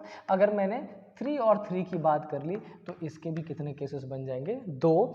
एक कैसा? जब एक तीनों के तीनों नेबर्स ले लेंगे और एक 3 लेने वाले में से दो अपोजिट और एक नेबर्स ले लेंगे, तो टोटल केसेस कितने हो गए? 1 2 3 4 5 6 7 8 9 और 10। So the correct answer will be option number B 10। I hope आपको क्लियर हुआ होगा, अच्छे से समझ आई होंगी चीजें, बहुत मुश्किल नहीं है, टाइम होने को है, मैं समझ रहा हूँ थोड़ा सा, लेकिन अभी भी बेटे सिर्फ 52 मिनट्स हुए हैं। वी डू हैव 58 मिनट्स, क्योंकि मैंने आपको बोला था कि जब लेक्चर की बात होगी 1 घंटे की क्लास होगी, शार्प 1 घंटे की, तो छोड़ दूंगा मैं जल्दी ही। अपन वैसे भी मैक्सिमम क्वेश्चन कर चुके हैं, 2-3 क्वेश्चन बच रहा है, उसको जल्दी से खत्म कर लेते हैं। क्या लिखा है? Each of the 6 different faces of a cube has been coated with, अच्छा उसको कुछ कलर दे दिया गया है। फॉलोइंग इन्फॉर्मेशन इज गिवन, ये गिवन है। Then which of the, important है, ध्यान से देखिए, यूपीएससी 2015, आप चाहो तो इसको डायरेक्टली सॉल्व कर लो, ठीक है, लेकिन अगर किसी बच्चे को कंफ्यूजन हो तो आई विल सजेस्ट कि आप 1 मिनट का टाइम लेकर डाइस बना लीजिए। ठीक है, सपोज कर लो एक डाइस मैंने ये बना दिया, कितने कंडीशन दिए हैं? 4। मैं आपके लिए जल्दी जल्दी में 4 डाइस ही बना देता हूँ, लेकिन मैं चाहता तो बिना डाइस बनाए हुए भी डायरेक्ट सॉल्व कर सकता था, लेकिन मैं कह रहा हूँ नहीं, थोड़ा सा मेहनत होगा तो होगा, आपको मैं बताऊंगा कैसा, एकदम से बेसिक से। ठीक है, पहले में क्या बोला है? येलो ऑरेंज, येलो ऑरेंज और ये। अब ध्यान रखिएगा मैंने एंटी क्लॉकवाइज ले लिया, ऐसा फिर ऐसा, तो बाकी में भी एंटी क्लॉकवाइज ही चलना पड़ेगा। मैंने ले लिया किसको? आई, आई के बाद कौन सा है? जी, उसके बाद कौन सा है? बी, एंटी क्लॉकवाइज, ऐसा फिर ऐसा, फिर इसमें भी वही चलेंगे, बी जी वाई, हमने ले लिया बी, फिर ले लिया जी और फिर ले लिया वाई, इसमें भी वैसे चलेंगे, O V B. Colour change करना पड़ेगा, यस, कलर चेंज कर देते हैं, ये ओ वी और बी ये हमने चेंज कर दिया। ठीक है, OVP। अब क्या, विच is the colour of the face, opposite of face colour O। आपसे पूछ रहा है कि ऑरेंज के अपोजिट कौन सा है। रूल याद करिए, 3 ही रूल मैंने बताया था जनरल में, कोरा मीन सेम टू डिजिट एडजेसेंट। अच्छा, ऑरेंज के साथ कौन कौन सा है? ऑरेंज के साथ यहाँ पर वी वायलेट है, अच्छा ये वी है, वायलेट है और ब्लू है। क्या वायलेट और ब्लू कहीं दिख रहा है? नहीं दिख रहा है, कोई बात नहीं, कोई दिक्कत नहीं। ढूंढो क्या इस चारों में से कोई भी ऐसा डाइस है जिसमें एक कॉमन दिख रहा है? दिखेगा, कहीं ना कहीं अपने को दिखेगा। इनफैक्ट इस दोनों में ही दिख रहा है। कौन सा दिख रहा है? यहाँ भी ब्लू है, यहाँ भी ब्लू है, एक ही तो कॉमन है। अरेंज कर लो ना। ब्लू के बाद क्या लिखोगे आप? ग्रीन। ग्रीन के बाद क्या लिखोगे आप? येलो। इसमें लिखोगे ब्लू, ब्लू के बाद क्या लिखोगे आप? ऑरेंज। ऑरेंज के बाद क्या लिखोगे? वायलेट। किसका पूछा था? ऑरेंज। ऑरेंज के सामने कौन आ गया? ग्रीन। आंसर कौन सा हो जाएगा? ग्रीन। इतना तो सिंपल है। फिर से मैं बोल रहा हूँ, सिविल सर्विसेज का एग्जामिनेशन है, हो सकता है वो डायरेक्टली आपसे, अपन डायरेक्टली भी फाइंड कर सकते थे एलिमिनेशन करके, लेकिन अगर बेसिक से कर सकते हैं तो बेसिक से चलिए स्ट्रक्चर बना लीजिए, विद इन मिनट हो जाएगा, बहुत सिंपल सा होता है। आगे चलिए, नेक्स्ट। नेक्स्ट क्या लिखा है? क्वेश्चन नंबर नेक्स्ट में कह रहा है, a dice is numbered from 1 to 6 in different ways, if 1 is adjacent to 2, 3 and 5, then which of the following statement is necessarily true. अच्छा, पहले समझिए, कह रहा है भैया ये जो 1 है इसके पड़ोसी है कौन कौन सा? इसका पड़ोसी है 2, इसका पड़ोसी है 3 और इसका पड़ोसी है 5। अच्छा, अगर 1 का ये 3 पड़ोसी हो गया तो इस 1 के अपोजिट में या तो 4 आएगा या फिर कौन आएगा? 6 आएगा। समझो, अगर 1 का अपोजिट 6 हो गया तो क्या 4 6 अपोजिट हो पाएगा? नहीं, 1 का अपोजिट हो गया 6, 4 किसी और का होगा। अच्छा, 1 का अपोजिट 4 हो गया, 1 का अपोजिट 4, 1 के आमने सामने 4, तो 6 किसी और के सामने चला जाएगा। यही कंडीशन है। देख लेते हैं क्या लिखा है। 3 इज अपोजिट टू 5। क्या 3 5 का अपोजिट होगा? हो सकता है, अपने को नहीं पता, है ना। दूसरा क्या लिखा है? 2 इज अपोजिट टू 6। क्या 2 अपोजिट हो सकता है 6 का? बिल्कुल हो सकता है। 1 इज एडजेसेंट टू 3। 1 है which of the following is necessarily true. तो वो ऑलरेडी लिखा है 1 is adjacent to 3 and 1 is adjacent to 3, तो ये तो 100% करेक्ट हो गया। बहुत कुछ सोचने की जरूरत ही नहीं थी, अपने आप ही की बने। 1 is adjacent to 3, if 1 is adjacent to 2, 3 and 5, then which of the following statement is necessarily true? 1 is adjacent to 3, अपने को इसमें सोचने की जरूरत ही नहीं थी, ये सारा कन्फिग्रेशन। 3 is adjacent to 5। अच्छा, okay okay okay okay, 3 is opposite to 5, possibilities का केसेस है, नेसेसरली मतलब 100% श्योरिटी से अपन नहीं कह सकते। 2 अपोजिट 6 हो सकता है, अपने को नहीं पता। 3 अपोजिट एडजेसेंट टू 5 हो भी सकता है, 100% श्योरिटी नहीं है। लेकिन ये जो C है ये 100% श्योर है, इसलिए नेसेसरली यूज किया गया। वाओ, क्या लॉजिक है, बहुत शानदार। ठीक है, फिर अपन चलेंगे आगे की तरफ। अच्छा समझो, सबसे पहले अगर डाइस की बात कर ले तो डाइस के इस कन्फिग्रेशन में एक छोटा सा कन्फिग्रेशन मैं आपके लिए बना देता हूँ। अपन वो डाइस की बात कर रहा हूँ, क्यूब की, एक छोटा सा कन्फिग्रेशन मैं बना दूँ, या पहले बेसिक में लिखवा देता हूँ, कन्फिग्रेशन अपन बाद में देख लेंगे, ठीक है ना। ठीक है, देखिए डाइस में जो कुछ चीजें आपको ध्यान रखने की है वो क्या क्या है। सबसे पहले किसी भी डाइस की अगर बात करें और उस डाइस में अगर आपसे मैं पूछ लूँ, नॉर्मली ये क्वेश्चन में नहीं पूछा जाएगा लेकिन ये इंपॉर्टेंट है, अगर मैं ये पूछ लूँ कि उसके में कितने सरफेस होते हैं, या इस सरफेस को कई बार क्या लिखा जाता है, कितने फेस होते हैं। ठीक है, क्यूब की बात कर ले तो अब समझो, आप जिस रूम में बैठे हो ना, आप उसको भी क्यूब कंसीडर कर सकते हो। कई सारे टाइम रूम के जो क्या कहते हैं विड्थ और लेंथ होते हैं वो इक्वल होते हैं, आप उसको क्यूब कंसीडर कर सकते हो। अगर वो क्यूब नहीं होगा तो क्यूबॉइड हो जाएगा। उस कंडीशन में आप जहां बैठ के इस वीडियो को देख रहे हो, अगर शांति से सोचो तो आपको समझ में आएगा कि एक फ्लोर आपके जस्ट ऊपर और एक नीचे, 2 हो गया, एक राइट में एक लेफ्ट में, कितने हो गए, 4, और एक फ्रंट पे और एक कहाँ हो गया, बैक में। तो टोटल फेस या सरफेस की अगर बात कर ले तो कितना हो जाएगा, टोटल 6 हो जाएगा। ठीक है, फर्स्ट तो इंपॉर्टेंट ये हो गया। अच्छा, दूसरी जो बात है, दूसरे की अगर बात कर ले तो उसको क्या बोला जाता है, एज, या उसको क्या बोलते हैं, सॉरी साइड्स। एज, या अगर दूसरे टर्म में अगर कई सारे क्वेश्चन में पुट किया जाता है तो क्या बोलते हैं, साइड्स बोला जाता है। ठीक है, अब अगर एज की बात की जाए या साइड्स की बात की जाए, मैं ओरिजिनल जब फिगर आपको दिखाऊंगा तो उसमें मैं उसकी काउंटिंग आपको करा दूंगा। एज और साइड्स की बात करें तो वो 12 टोटल कितने होते हैं, 12 होते हैं। और तीसरा, थर्ड इंपॉर्टेंट चीज जो है वो आपका क्या हो जाता है, कॉर्नर। किसी भी क्यूब या क्यूबॉइड की बात कर ले, क्यूब की बात कर ले, क्यूबॉइड में कई बार क्वेश्चन डिफरेंट बन जाते हैं, तो वो क्यूबॉइड में जो आपके कॉर्नर्स बनेंगे उसको डिवाइड करने पे वो टोटल कितने हो जाते हैं, 8 हो जाएगा। तो ये 3 बच्चों बेसिक चीज़ें हैं जिसका ध्यान आपको रखना पड़ेगा। सबसे पहला क्या, उसके सरफेस कितने होते हैं, 6।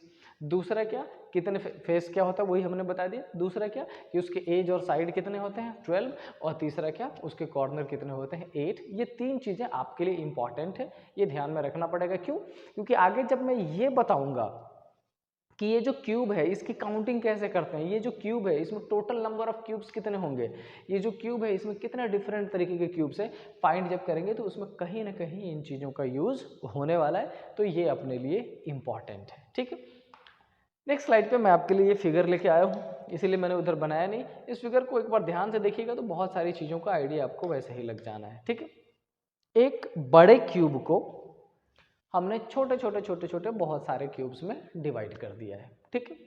छोटे छोटे कितने क्यूब्स में डिवाइड किया है, टोटल नंबर ऑफ क्यूब्स कितने हैं, या इसमें और आपसे क्वेश्चन जो भी पूछा जा सकता है 4 डिफरेंट तरीके का, वो सब क्या है, कैसे, सारी चीज़ें समझने वाले हैं, बहुत ईजी वे में समझने वाले हैं। और उसके बाद जो मैं आपके लिए प्रीवियस ईयर क्वेश्चन लेके आया वो तो है ही प्रीवियस ईयर वाला, वो सॉल्व करेंगे। देखिए सबसे पहले अगर इसमें आपसे पूछ लिया जाए, क्वेश्चन नंबर 1 मैं सबसे ऊपर लिख दे रहा हूँ, क्वेश्चन नंबर 1 अगर आपसे पूछ लिया जाए कि ये बताओ कि इसमें टोटल कितने होंगे, ठीक है। तो एक पैटर्न तो ये है कि आप काउंटिंग कर लीजिए, आपको दिख रहा है 1 2 3 4 5 6 7 8 9, 9 है ना। एक अगर एक पूरा ये हमने पार्ट अलग निकाल लिया तो इस पे कितने आपको दिख रहे हैं, 9 दिख रहे हैं। और 9 के लेयर्स कितने हैं, 1 2 3 लेयर्स है, तो इसका मतलब 9 3 जा 27, आपका आंसर क्या हो जाएगा, 27, ये डायरेक्टली। इन केस अगर आप काउंट ना करना चाहो ऐसे, तब आप कैसे फाइंड करेंगे, क्या पैटर्न होगा फाइंड करने का, ये समझिए ये क्या होता है। अच्छा यहाँ पर जो आप देखोगे किसी भी साइड्स को, इस साइड को कितने पार्ट्स में कट कर रखा है, 1 2 3। आप इस साइड को देखो कितने पार्ट्स में वो कट कर रखा है, 1 2 3। इस साइड्स को देखो कितने पार्ट्स में कर रखा है, 1 2 3। मतलब सिंपल है कि अपन किसी भी पार्ट को ले ले, कितने पार्ट्स में कट कर रखा है, 3। और यही जब 3 होगा ना, इसी 3 को अपन क्या नाम दे देंगे, x, है ना। और ये x इक्वल टू क्या हो जाएगा, 3। हमने अज्यूम कर लिया कि जो टोटल नंबर ऑफ पार्ट्स है वो क्या हो जाएगा, x, और x क्या है, 3 है। अब बात करते हैं क्यूब की। अच्छा क्यूब जब आप सुनते हो तो नॉर्मल अर्थमेटिक जो मैथ्स है उसमें क्यूब इक्वल टू क्या होता है, किसी भी नंबर को उसी नंबर से कितनी बार मल्टीप्लाई कर देना, 3 टाइम्स मल्टीप्लाई कर देना। समझ आई बात, कितने बार मल्टीप्लाई कर देना, 3 टाइम्स। तो जब कभी आपसे टोटल पूछा जाता हो तो आप क्या कर सकते हो, x का क्यूब कर सकते हो। ये जो आपसे टोटल पूछा गया है, टोटल इक्वल टू अपन क्या कर सकते थे, x का क्यूब, और x हमने क्या निकाल लिया, 3, और 3 का अगर क्यूब निकालेंगे तो आपका आंसर क्या आ जाना चाहिए, 27, ठीक है। क्योंकि ये छोटा फिगर था आपने डायरेक्टली भी काउंट कर लिया।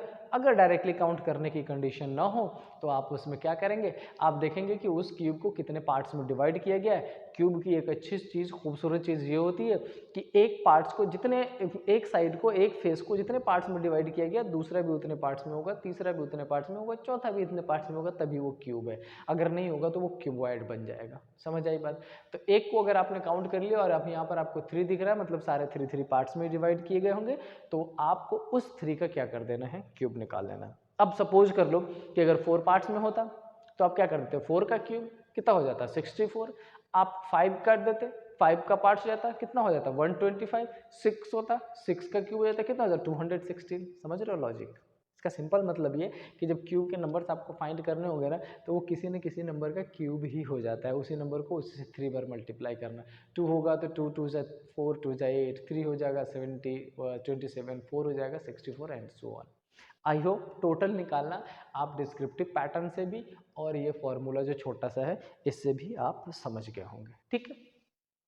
अच्छा इस 27 में क्या सारे क्यूब को एक ही नाम से बुलाते हैं, क्या सारे क्यूब को एक ही पैटर्न से काउंट करते हैं, तो आंसर है नहीं। इसमें थोड़ी सी चीज़ें आपको समझनी होगी जो बहुत मुश्किल नहीं है, सिंपल है। सबसे पहला मैं पार्ट नंबर फर्स्ट का नाम दे देता हूँ, इसको नाम दे दिया मैंने क्या, सेंट्रल क्यूब। थोड़े से बेसिक्स हैं, ध्यान रख लीजिएगा। इसका मैंने क्या नाम रख दिया, सेंट्रल क्यूब। अब बात ये रही कि आखिर ये सेंट्रल क्यूब होता क्या है, इसको फाइंड कैसे करेंगे, सेंट्रल क्यूब को और दूसरे किस किस नेम से पूछा जा सकता है, सारी चीज़ें बता रहा हूँ, सारी चीज़ें ध्यान से देखिए। कई बार ना डायरेक्टली आपसे सेंट्रल क्यूब पूछ लेगा, कई बार आपसे पूछा जाएगा how many cubes are there whose only one face is, क्या पूछ लेगा, कलर्ड। समझ रहे बात आप, क्वेश्चन में पूछा जाता है ना, अब ध्यान आ रहा होगा। कई बार आपसे पूछ लेगा कि एक बड़ा क्यूब है, उस क्यूब को 64 छोटे छोटे टुकड़ों में डिवाइड कर दिया गया, उस क्यूब को सारे ही साइड से 6 डिफरेंट साइड से उसका क्या कर दिया गया, कलर कर दिया गया। और तब आपसे पूछा जाएगा कि जब छोटे छोटे टुकड़ों में 64 में डिवाइड किया गया तो उसमें कितने ऐसे क्यूब होंगे जिसका एक ही फेस कलर्ड होगा, कितने ऐसे क्यूब होंगे जिसका 2 ही फेस कलर्ड होगा, कितने ऐसे क्यूब होंगे जिसका 3 फेस कलर्ड होगा, कितने ऐसे क्यूब होंगे जिसका एक भी फेस कलर्ड नहीं होगा। और यही चारों जो क्लासिफिकेशन का पैटर्न है उसी पे नाम दे दिया गया है। तो जो सेंट्रल क्यूब है ना उसके हमेशा कितने फेस कलर्ड होंगे, तो ध्यान रखिएगा सेंट्रल क्यूब का हमेशा सिर्फ और सिर्फ एक ही फेस कलर्ड होता है। समझ आई बात, आई होप बहुत सिंपल है, तो क्लियर हो गया होगा। अच्छा, इस सेंट्रल क्यूब को फाइंड करने के भी 2 पैटर्न हैं। एक पैटर्न तो डिस्क्रिप्टिव बता देते हैं। अच्छा, सपोज कर लो कि हमारे पास ये एक फेस है ना, ये एक फेस हमने अलग निकाल लिया। इस फेस में कितने ऐसे क्यूब दिख रहे हैं जो चारों तरफ से किसी न किसी से, जो आपको हर तरफ से घिरा हुआ दिख रहा है। अगर आप ध्यान से देखोगे तो सिर्फ यही क्यूब दिख रहा होगा जो घिरा हुआ है ना। यहाँ से ये 1 2 3, इसका ऊपर से भी देख पा रहे हो, ये 1 2 3 आप यहाँ से भी देख पा रहे हो, 1 2 3 नीचे से दिख रहा होगा, 1 2 3 उस साइड से दिख रहा होगा। एकमात्र यही क्यूब है जो आपको कहीं और से नहीं दिखेगा, सिर्फ और सिर्फ फ्रंट से ही दिख रहा है। समझ आई बात। और अगर एक पर एक है तो 6 फेस आपको दिखने वाले हैं, 6 फेस पे कितना हो जाएगा, 6 हो जाएगा, डायरेक्ट काउंटिंग। लेकिन अगर ये काउंटिंग आपको याद ना रहे तो आप एक चीज़ ये ध्यान रख लीजिएगा, 6 इंटू x माइनस 2 का होल स्क्वायर। ठीक है, हमारे पास 6 क्यों, क्योंकि 6 फेस है। x हमने अभी भी क्या निकाला है, 3, और 3 क्यों निकाला है, क्योंकि क्यूब्स को कितने पार्ट्स में डिवाइड कर दिया गया है, 3 पार्ट्स में डिवाइड कर दिया गया है। तो क्या हो गया ये, और इसको अगर काउंटिंग कर ले तो 6 इंटू 1 इक्वल टू क्या हो जाएगा, 6। और ये आपका फर्स्ट पार्ट कंप्लीट हो गया, फर्स्ट पैटर्न कंप्लीट हो गया, जिसको हमने क्या नाम दे दिया है, सेंट्रल क्यूब। या सेंट्रल क्यूब को कभी कभी क्या पूछा जा सकता है, how many cubes are there whose only one face is coloured, या कितने ऐसे क्यूब है जो सिर्फ एक तरफ से दिखता है। तो आंसर हो जाएगा आपका कौन सा, सेंट्रल क्यूब। फाइंड कैसे करेंगे, समझ आई बात। चलो अब आते हैं, हमने ये एक वाला फाइंड कर लिया, ये भी तो पॉसिबल है कि कभी आपसे 2 वाला पूछ ले, है ना। 2 वाला जब पूछेगा तो उस क्यूब का बुक्स में आपको नाम बच्चों क्या मिलेगा, उसका आपको नाम मिल जाएगा मिडल क्यूब। ठीक है, अगर बात कर ले कि इसके कितने फेस आपको दिख रहे होंगे तो इसके कितने फेस आपको दिखेंगे, 2 फेस दिखेंगे। अब ध्यान से देखना, इस पर्टिकुलर कॉन्फ़िगरेशन में कितने क्यूब है जिसके 2 फेस आपको दिख रहे हैं। 2 फेस दिखने का मतलब अगर मैं बोलूँ तो यही तो क्यूब है ना जिसके 2 फेस दिख रहे हैं। आप यहाँ से भी देख पा रहे हो और आप यहाँ से भी देख पा रहे हो, है ना। आप अगर देखो तो आप यहाँ से भी देख पा रहे हो ये वाला, और ये भी देख पा रहे हो। समझ आई बात। आप इस पार्ट को देख रहे हैं तो उसके अपोजिट जो होगा वो भी हो जाएगा। ठीक है, इसको रिकॉग्नाइज करने का एक और सिंपल तरीका होता है, वो क्या कि एक साइड पे जितने भी क्यूब्स आपको दिख रहे हैं उसमें से दोनों कॉर्नर वाले को हटा दीजिए। तो जो मिडिल में होता है ना उसी को नाम दे दिया गया है क्या, मिडिल क्यूब। मतलब साइड से कनेक्टेड लेकिन कॉर्नर को छोड़ के। ठीक है, अच्छा इसमें कितने हैं आपने देख लिया कि टोटल कितने पार्ट्स में डिवाइड किया गया है, 3। तो भैया 2 तो कॉर्नर पे होने वाला है, 2 कॉर्नर पे होगा तो एक साइड पे कितना आ रहा है, एक ही आ रहा है। अब अगर प्रीवियस पेज पे चलो तो प्रीवियस पेज पे मैंने अभी लिखवाया था कि टोटल साइड्स कितने होते हैं, 12 होते हैं। और हमने फाइंड कर लिया कि अगर एक साइड पे 1 है तो 12 साइड पे कितना हो जाएगा, 12, और दूसरा आपका ये आंसर हो जाएगा। लेकिन अगर आपको याद ना रहे तो आप इसको भी फाइंड कर सकते हैं फॉर्मूला से, और ये हो जाएगा 12 इंटू एक्स माइनस 2। और ये x आपको पता है हमने अभी अभी निकाला था 3 क्यों? क्योंकि इस क्यूब के आउटर हर साइड्स को कितने पार्ट्स में डिवाइड किया गया है? 3 पार्ट्स में। तो ये हो जाएगा 12 into 1 equal to 12। I hope आपको ये दो चीज़ें क्लियर हो गई होंगी। मैं दोबारा रिपीट कर देता हूँ। फर्स्ट, जिसको सेंट्रल क्यूब, क्वेश्चन में कई बार नाम दे देगा, नाम नहीं देगा तो आपसे पूछ लेगा how many cubes are there, whose only one face is showing, केवल एक फेस दिख रहा है, आप डायरेक्टली ये फाइंड कर लेना। अगर याद रहे बेसिक्स तो बेसिक्स है, ना रहे तो शॉर्ट ट्रिक आपके लिए लिख दिया 6 इंटू एक्स माइनस 2 का होल स्क्वायर। ये अगर आपसे पूछ ले कि कितने ऐसे क्यूब होंगे जिसके दो फेस कलर्ड होंगे, कितने ऐसे क्यूब होंगे जिसके दो फेस दिख रहे होंगे, कितने ऐसे क्यूब होंगे जिसके केवल दो ही फेसेस दिखेंगे, मतलब आपसे क्या पूछ रहा होगा? Middle cube. और ये एक ऐसा क्यूब होता है जो साइड से कनेक्टेड होता है, लेकिन कॉर्नर को छोड़ने के बाद आप चाहे तो हर साइड पे कितने हैं आप उसकी भी काउंटिंग कर सकते हैं। अगर वैसे ना कर पाओ तो आप डायरेक्टली लिख लीजिएगा 12 इंटू एक्स माइनस 2, और x की वैल्यू आपने ऑलरेडी निकाल रखी होगी। डिपेंड करेगा कि आप कौन से क्यूब को, कितने बड़े क्यूब को कर रहे हैं, उस बेसिस पे अपन फाइंड कर लेंगे। समझ आई बात? तो इसमें हमने दो चीज़ें तो फाइंड कर ली, एक हमने सेंट्रल और दूसरा हमने मिडल फाइंड कर लिया। ठीक है, अब आपके पास एक और बेसिक पैटर्न बच रहा है। आपसे कई बार क्या पूछ लेगा? How many corner cubes are there. बहुत ध्यान से समझना, क्या पूछ लेगा? How many corner cubes are there. अच्छा, इस कॉर्नर क्यूब का दो स्पेसिफिकेशन होता है। पहले ये कि इसके आपको हमेशा कितने फेस दिखेंगे? 3 फेस दिखेंगे। कितने दिखेंगे? 3 फेस दिखेंगे। कॉर्नर का मतलब ही होता है कि अगर क्यूब की बात की जाए तो उसके 3 फेस दिखने वाले हैं। कौन कौन से? Face number 1, face number 2, face number 3। समझ आई ये बात? कॉर्नर क्यूब यही होता है। कितने फेस दिखते हैं? 3, मेंशन कर दिया मैंने। इन केस बेसिक्स पे चलना, इनफैक्ट इसमें बेसिक्स ही होता है। एक हो जाएगा, दूसरा, तीसरा, चौथा, और अगर 4 ऊपर है तो 4 और कहाँ हो जाएगा? नीचे। तो जब कभी आपसे पूछा जाए कि how many smaller cubes are there whose 3 faces are showing, तो आपका आंसर क्या होना चाहिए? Corner cube. और कॉर्नर क्यूब चाहे सिचुएशन कोई भी हो जाए, हमेशा आपका कॉर्नर क्यूब कितना होता है? 8 होता है। अच्छा, एक बात ध्यान से देखो, हमने सेंट्रल पढ़ लिया, हमने मिडल पढ़ लिया, हमने कॉर्नर पढ़ लिया। अगर आप इस मिडल को, हमने कितना निकाला है? 12। जरा मैं कलर चेंज कर लूँ ताकि आपको आइडिया लगे। हमने कितना निकाला है? 12। अच्छा, सेंट्रल की बात कर ले, हमने कितना निकाला है? 6। 12 और 6 कितना हो गया? 18। ये हमने एक निकाल लिया, ये कितना हो गया? 8। और 18 को और 8 को जोड़ दो तो कितना हो जाता? 26। भाई बाहर से दिखने वाले सारे क्यूब की काउंटिंग कर ली, 26 ही हो रहा है, और हमने टोटल यहाँ पर कितना निकाल रखा है? 27। कहीं टोटल निकालने में तो गलती नहीं होगी? कहीं ये अलग अलग काउंटिंग में तो गलती नहीं होगी? तो आंसर है नहीं। आपने बिल्कुल करेक्ट पढ़ा है, सीखा है, निकाला है।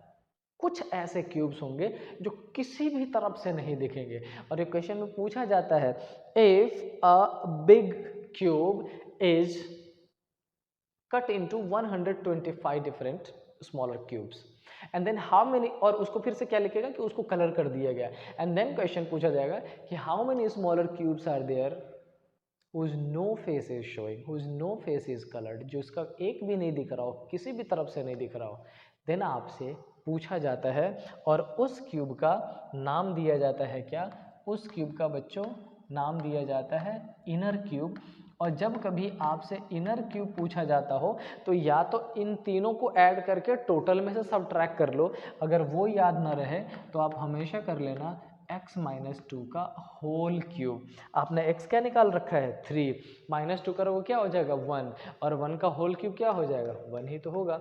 और यही 4 क्वेश्चन आपसे इस पर्टिकुलर टॉपिक से रिलेटेड पूछा जाता है, चाहे कितना भी टिपिकल क्वेश्चन को बना दे, कैसा भी लॉजिक उसमें पुट कर दे, इस 4 के अलावा कुछ और नहीं पूछा जा सकता है। यही 4 आपके बेसिक्स रहने वाले हैं। समझ आई बात? अब इसी चारों से रिलेटेड आपसे डिफरेंट काइंड के क्वेश्चन पूछे जा सकते हैं। वो क्वेश्चन क्या हो सकता है वो हम आगे सॉल्व करेंगे। ठीक है, क्यूब से रिलेटेड चल लेते हैं आगे। देखो, एक और क्यूब लेके आया हूं मैं। ठीक है, इस पर बेस्ड क्या क्वेश्चन हमसे पूछा जाता है, पहले उसको एक बार देख लेते हैं। एक बात बताइए, पहले तो इसको देख के जल्दी से अपना अपना ये क्लियर करो, how many smaller cubes are there? कितने स्मॉलर क्यूब्स है? आई होप आपने आंसर दे दिया होगा खुद को। दे दिया? ठीक है, मैं बता देता हूँ आपको कितने पार्ट्स में कटे हुए दिख रहे हैं ये 1 2 3 4। ठीक है, डिस्क्रिप्टिव देखो तो यहाँ पर आपको ये 4 4 8 4 12 एंड 4 कितना हो गया 16 और लेयर कितने हैं आपके 4, तो उस हिसाब से आप काउंट कर लो 16 इंटू 4 कितना हो जाएगा 64। लेकिन मैंने पहले भी बताया दोबारा बताता हूँ, इन केस आप भूल जाओ तो आप इस जितने भी पार्ट्स आपको दिख रहे हैं उस पार्ट को क्या कंसीडर कर लीजिए x, और वो x अभी क्या होने वाला है 4, और अगर उस 4 का आप क्यूब निकाल दोगे तो ये कितना हो जाएगा 64। इसका मतलब टोटल स्मॉलर क्यूब्स कितने हो गए आपके 64 हो गए। आई होप टोटल फाइंड करने में तो अब आप नहीं अटकोगे, चाहे सिचुएशन कंडीशन क्वेश्चन कैसा भी आ जाए। समझ आई बात है ना? अच्छा एक बात बताओ, अगर आपसे एक ऐसा क्वेश्चन पूछ लिया जाता कि बेटा ये बताओ कि एक क्यूब है ऐसा, मान लेते हैं इस 6 में से एक पार्ट मैंने निकाल लिया है और ये क्यूब ना टोटल 6 सेंटीमीटर के इसके सारे साइड्स हैं। ठीक है, कितने सेंटीमीटर के, ये जो साइड है हमारा, ये जो साइड है हमारा कितने सेंटीमीटर का है 6 सेंटीमीटर का है। अच्छा, और इस 6 सेंटीमीटर को ऐसे कट किया गया है कि जो स्मॉलर क्यूब बने हैं ना वो सारे 1 सेंटीमीटर के हो गए। बड़ा ब्लॉक कितने का था 6 सेंटीमीटर का, कटने के बाद कितने का हो गया 1 सेंटीमीटर का। अब आप सोचोगे कि ऐसा क्या कर दिया होगा। अच्छा, 1 सेंटीमीटर का बनाने के लिए इसका ये ऐसा 1 2 3 4 5 कितने बार कट्स दिए गए 5 टाइम्स, 6 पार्ट्स में बनाने 1 1 सेंटीमीटर का।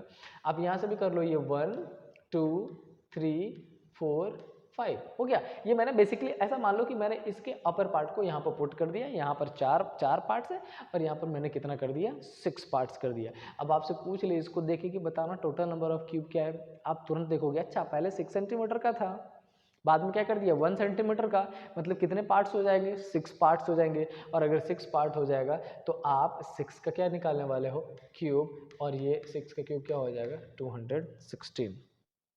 ठीक है, एक और सिंपल सा क्वेश्चन, ऐसा सपोज कर लो आपसे ये बोला जाता हो कि एक बड़ा क्यूब है और उसको 4 टाइम्स काटा गया है। मेक श्योर आप इस चीज को समझे, I am not saying 4 different parts में काटा गया है, मैंने कहा 4 टाइम्स काटा गया है।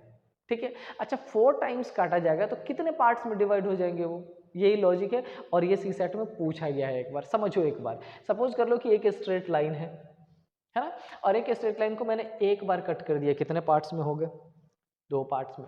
अगर मैं इसको 2 बार कट कर देता कितने पार्ट्स में हो जाता है 3 पार्ट्स में।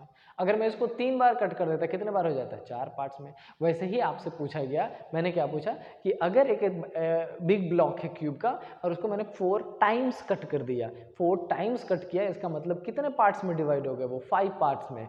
5 पार्ट्स में होंगे तो आप कैसे फाइंड करोगे 5 का होल क्यूब फाइंड कर लोगे, 5 इंटू 5 इंटू 5 क्या आ जाएगा 125। समझ आई बात? तो ध्यान रखिएगा, कई बार लॉजिकली आपको अटका दिया जाएगा क्वेश्चन में, कई बार आपसे ये बोल दिया जाएगा कि कितने पार्ट्स में डिवाइड किया गया, कई बार आपसे ये पूछ लिया जाएगा कि कितने टाइम्स डिवाइड कर दिया गया। अगर ये पूछा जाता हो कितने टाइम्स, तो मेक श्योर कि जितने टाइम्स डिवाइड किया जाएगा पार्ट्स उससे एक ज़्यादा हो जाएंगे। और अगर आपको ये बता दिया गया है कि ऑलरेडी 5 पार्ट्स में डिवाइड कर दिया गया है तो कितने टाइम्स कट किया गया होगा, तो ध्यान रखिएगा कितने टाइम्स कट किया गया होगा 4 टाइम्स कट किया गया होगा। आई होप इसमें आपको कंफ्यूजन कभी नहीं होगा। एक क्वेश्चन है आगे आने वाला है, करेंगे अपन उसको। ठीक है, तो मैंने आपसे बता दिया कि इसमें कितने आप फाइंड करोगे 64, आपने तुरंत कर लिया।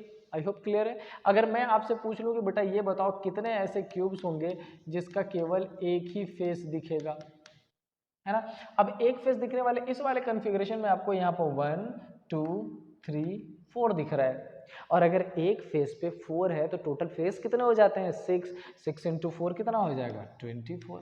अगर आपको ये याद नहीं रहता तो आप डायरेक्टली क्या कर लेते 6 इंटू एक्स माइनस 2 का होल स्क्वायर, और x हमने क्या निकाला है 4, 4 माइनस 2 का क्या हो जाएगा 2, और 2 का होल स्क्वायर कितना हो जाएगा 4, 6 4 या क्या हो जाएगा 24। अगर मैं आपसे पूछ लेता कि इसको देख के जल्दी से बताओ कितने कॉर्नर क्यूब, आपको सोचने की जरूरत ही नहीं, कॉर्नर हमेशा कितना होता है 8 ही होता है। आपका आंसर क्या आने वाला है 8 ही होने वाला है। आपसे मैं ये पूछ लेता कि कितने ऐसे क्यूब है जिसके 3 साइड्स दिख रहे हैं, आप हमेशा क्या कहते हैं 8 ही होगा, क्योंकि 3 साइड्स पूछ लिए, कॉर्नर पूछ लिए। आई होप क्लियर हो रही है चीज़ें, समझ आ रही है चीज़ें। ठीक है, मैं आपसे पूछ लेता कि कितने ऐसे क्यूब है जो कहीं से नहीं दिख रहा है, अब आप सोच में पड़ जाओगे कितने ऐसे क्यूब है। अच्छा एक बार दिमाग लगाओ जरा, जो यहाँ से एक साइड पे दिख रहा है अगर इसके बाद वाले लेयर में देखो क्या वो दिखेगा, दिखेगा? सोचो जरा, सोचो, दिखेगा क्या? नहीं दिखेगा ना। तो अपन कैसे फाइंड कर सकते हैं उसको? सेकेंड लेयर में भी 4 हो जाएगा, थर्ड लेयर में भी 4 हो जाएगा, यानी कि 4 और 4 8 हो जाएगा। फोर्थ लेयर तो फिर से पीछे से दिख रहा होगा, मतलब 8 ही होना चाहिए। लेकिन अगर आप इस तरह से ना फाइंड कर पाए तो फिजूल का बर्डन लेने की ज़रूरत नहीं है। मैंने आपको इनर क्यूब जो कहीं से नहीं दिखता है उसको फाइंड करने का एक सिंपल सा पैटर्न बता दिया है। x - 2 का होल क्यूब इक्वल टू हो जाएगा 4 - 2 का होल क्यूब इक्वल टू क्या हो जाएगा 2 2 जा 4 2 जा 8। समझ आई बात? इतनी चीज़ें क्लियर है। अब इन तीनों चीज़ों में, तीनों पेजेस पे जो मैंने पढ़ाए हैं उसका मैं एक फाइनल चार्ट यहाँ बना दे रहा हूँ ताकि आपको समझ में आ जाए। ये 3 चीज़ें तो है ही बेसिक, ठीक है। अब मैंने इसको कितने पार्ट्स में डिवाइड कर दिया? तो मैंने आपको एक बोला था, कौन सा? एक मैंने आपको बच्चों बोला था सेंट्रल क्यूब, ठीक है ना। आई होप आपको दिख रहा होगा। एक मैंने आपसे और कौन सा बोल दिया था ना, एक मैंने आपसे पूछ दिया था मिडल क्यूब, ठीक है ना। एक मैंने आपसे तीसरा क्या नाम दे दिया था? तीसरा नाम मैंने दे दिया था क्या? इनर क्यूब, ठीक है। और एक मैंने और कौन सा नाम दे दिया था? Corner cube. ये मैंने 4 नाम दे दिया था। अब आप बोलोगे कि सर जानबूझ के कंफ्यूज कर रहे हो, नाम कौन याद रखता है? कोई बात नहीं, मत याद रखिए। जो सेंट्रल क्यूब है उसके कितने फेस आपको दिखेंगे? केवल 1 फेस। कितने में से? 6 फेस में से। टोटल कितने होते हैं? आउट ऑफ 6 कितना दिखेगा? 1। इसके कितने? 2 दिखेंगे। इसके कितने दिखेंगे? 0 दिखेंगे। और इसके कितने दिखेंगे? 3 दिखेंगे, ठीक है। हो गया ये। इसके अलावा अगर बोले कि बेसिक से सर नहीं फाइंड कर पा रहा हूँ, मेरे को शॉर्ट ट्रिक की बताओ, वही याद रखना है, वो कर लीजिए। जब ये फाइंड करना हो तो आप क्या करना? 6 × x - 2 का होल स्क्वायर। मिडिल फाइंड करना हो तो 12 × x - 2। जीरो इनर फाइंड करना हो तो x - 2 का होल क्यूब। और अगर ये फाइंड करना हो तो ऑलवेज क्या करेंगे? 8। ये पूरे ही चैप्टर का निचोड़ मैंने यहाँ पर पुट कर दिया है जिससे बाहर क्वेश्चन नहीं जाने का। अगर आपने ये क्लियर कर लिया बहुत आसानी से कर लोगे। एक बार नोट डाउन करिए इसको, फिर आगे चलते हैं, नेक्स्ट करेंगे।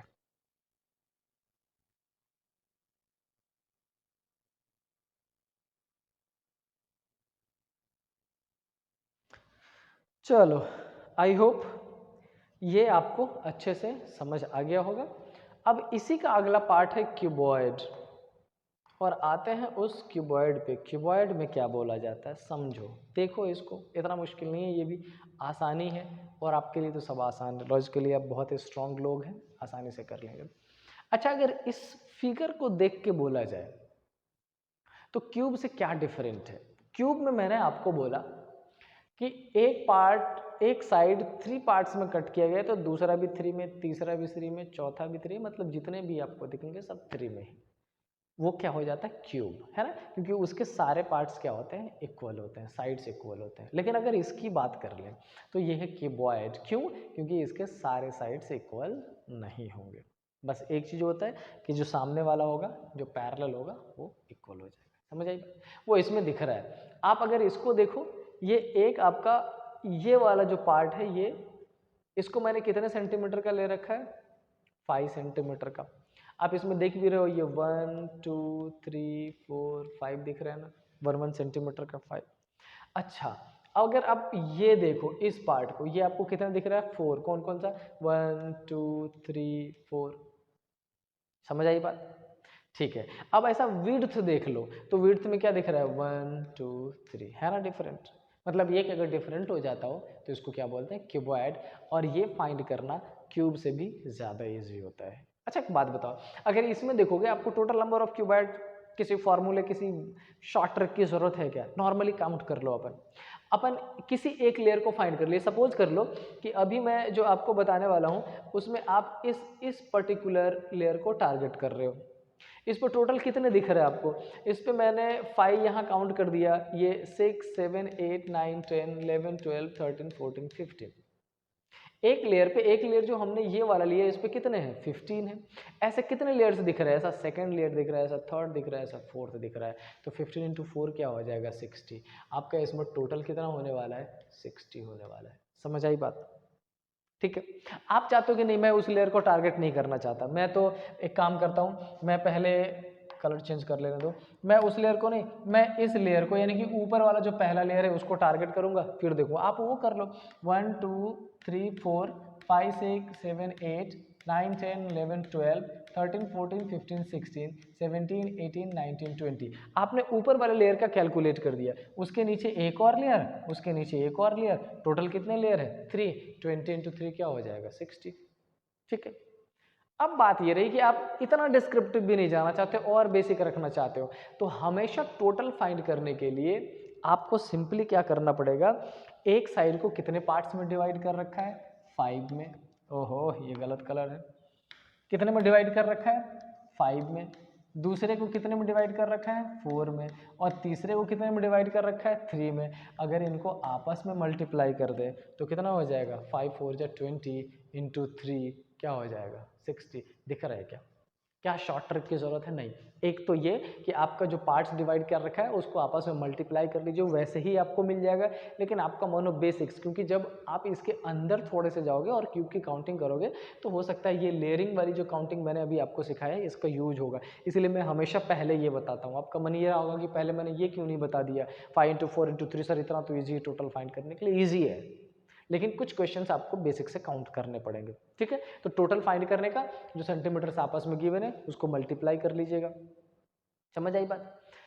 अब अपन चलते हैं आगे और देखते हैं क्वेश्चन, और ये है क्वेश्चन नंबर फर्स्ट 2023 सी सेट में पूछा गया था।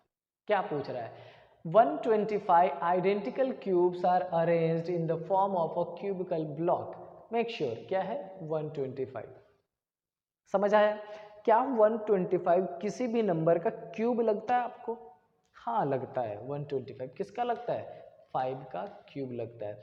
इसका मतलब x इक्वल टू हमने क्या फाइंड कर लिया 5 फाइंड कर लिया, समझ आई बात। किसी न किसी नंबर का क्यूब होगा तो जिस नंबर का क्यूब है उसकी वैल्यू क्या हो जाती है x हो जाएगी। अच्छा क्या पूछा है, how many cubes are surrounded by other cubes from each side.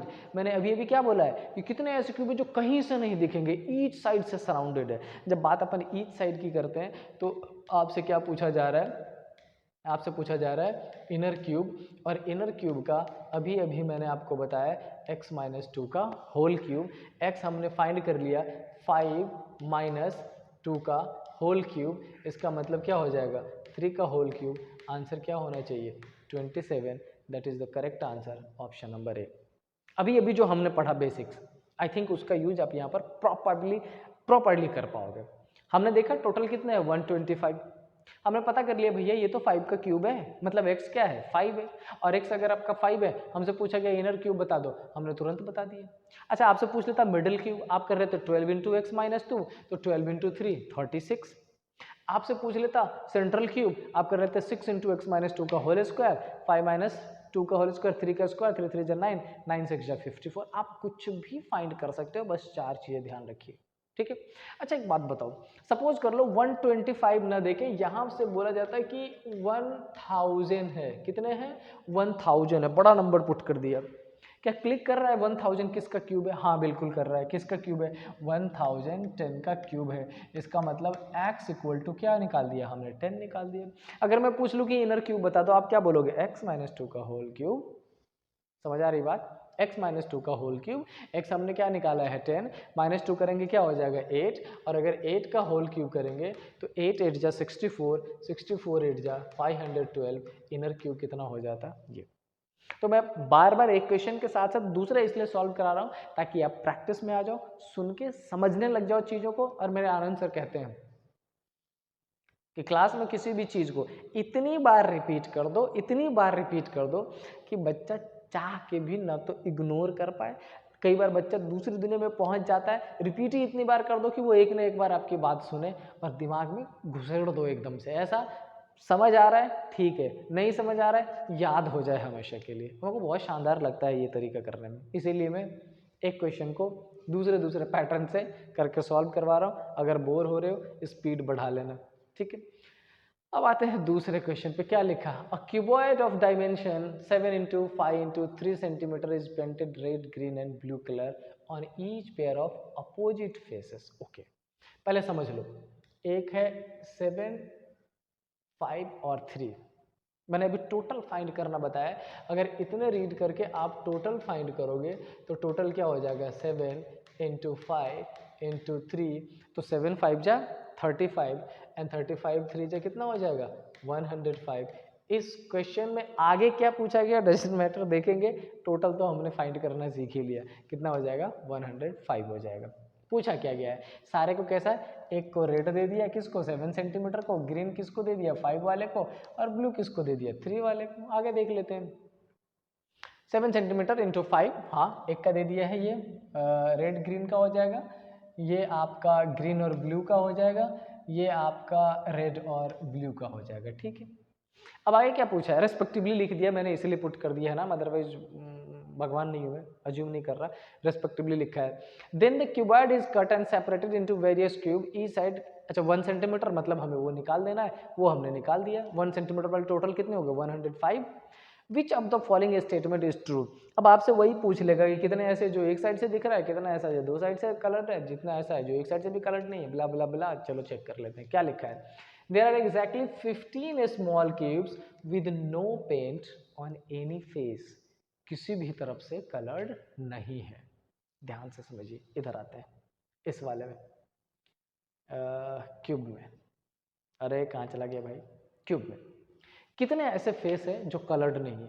अच्छा इस फिगर को देखो तो आपको समझ में आएगा कि कौन सा ऐसा शेप है, कौन सा ऐसा लेयर है जिसमें हर तरफ से छुप जाएगा। अच्छा ये ऊपर वाला जो लेयर है, ये जितने भी इसके क्यूब है कहीं ना कहीं से दिखेगा, इस साइड से उस साइड से ऊपर से कहीं ना कहीं से वो दिखना है। जो नीचे वाला है वो भी कहीं ना कहीं से दिखेगा, लेकिन जो बीच वाला लेयर है ना, वो कुछ ऐसे होंगे जो हर तरफ से नहीं दिखेगा। समझ रहे हो, इसका मतलब उसको फाइंड करने के लिए अपने को क्या करना पड़ेगा, हर लेयर में से हमने इधर दे दिया 5, तो हमें क्या कितना माइनस करना पड़ेगा 2, एक ऊपर का लेयर एक लोअर लेयर 2। इधर से दे दिया 3, कितना माइनस करना पड़ेगा 2, एक बाहर वाला एक उस साइड वाला, तभी तो अंदर झुकेगा। मतलब दोनों तरफ से दो दो लेयर होंगे तभी तो। सपोज कर लो ये पेन है, ये बीच में रखा है, कितने लेयर माइनस कर रहे हैं 2, इधर से एक इधर से एक, इसके बीच में ये है, कितना हो जाएगा 2। मतलब ये कि हर साइड से अपने को कितना माइनस करना पड़ेगा 2 माइनस करना पड़ेगा। क्या आंसर आ जाएगा, हाँ आएगा ना। तो हमारे पास एक था 7 माइनस 2 कर दिया, क्या आ गया 5। एक था 5 माइनस 2 कर दिया, क्या आ गया 3। एक था 3 माइनस 2 कर दिया 1। और इन तीनों को अगर मल्टीप्लाई कर दे तो 5 3 जा 15, 15 1 जा 15। फर्स्ट वाला तो 100% करेक्ट कह रहा है, चलो मान लेते हैं करेक्ट। समझ आई बात। तो जब कभी आपसे इनर क्यूब पूछा जाता हो, इनर क्यूबॉइड पूछा जाता हो, आपके पास जो भी नंबर मेंशन किया गया है उसमें से 2 माइनस करिएगा, नॉर्मली याद रख के।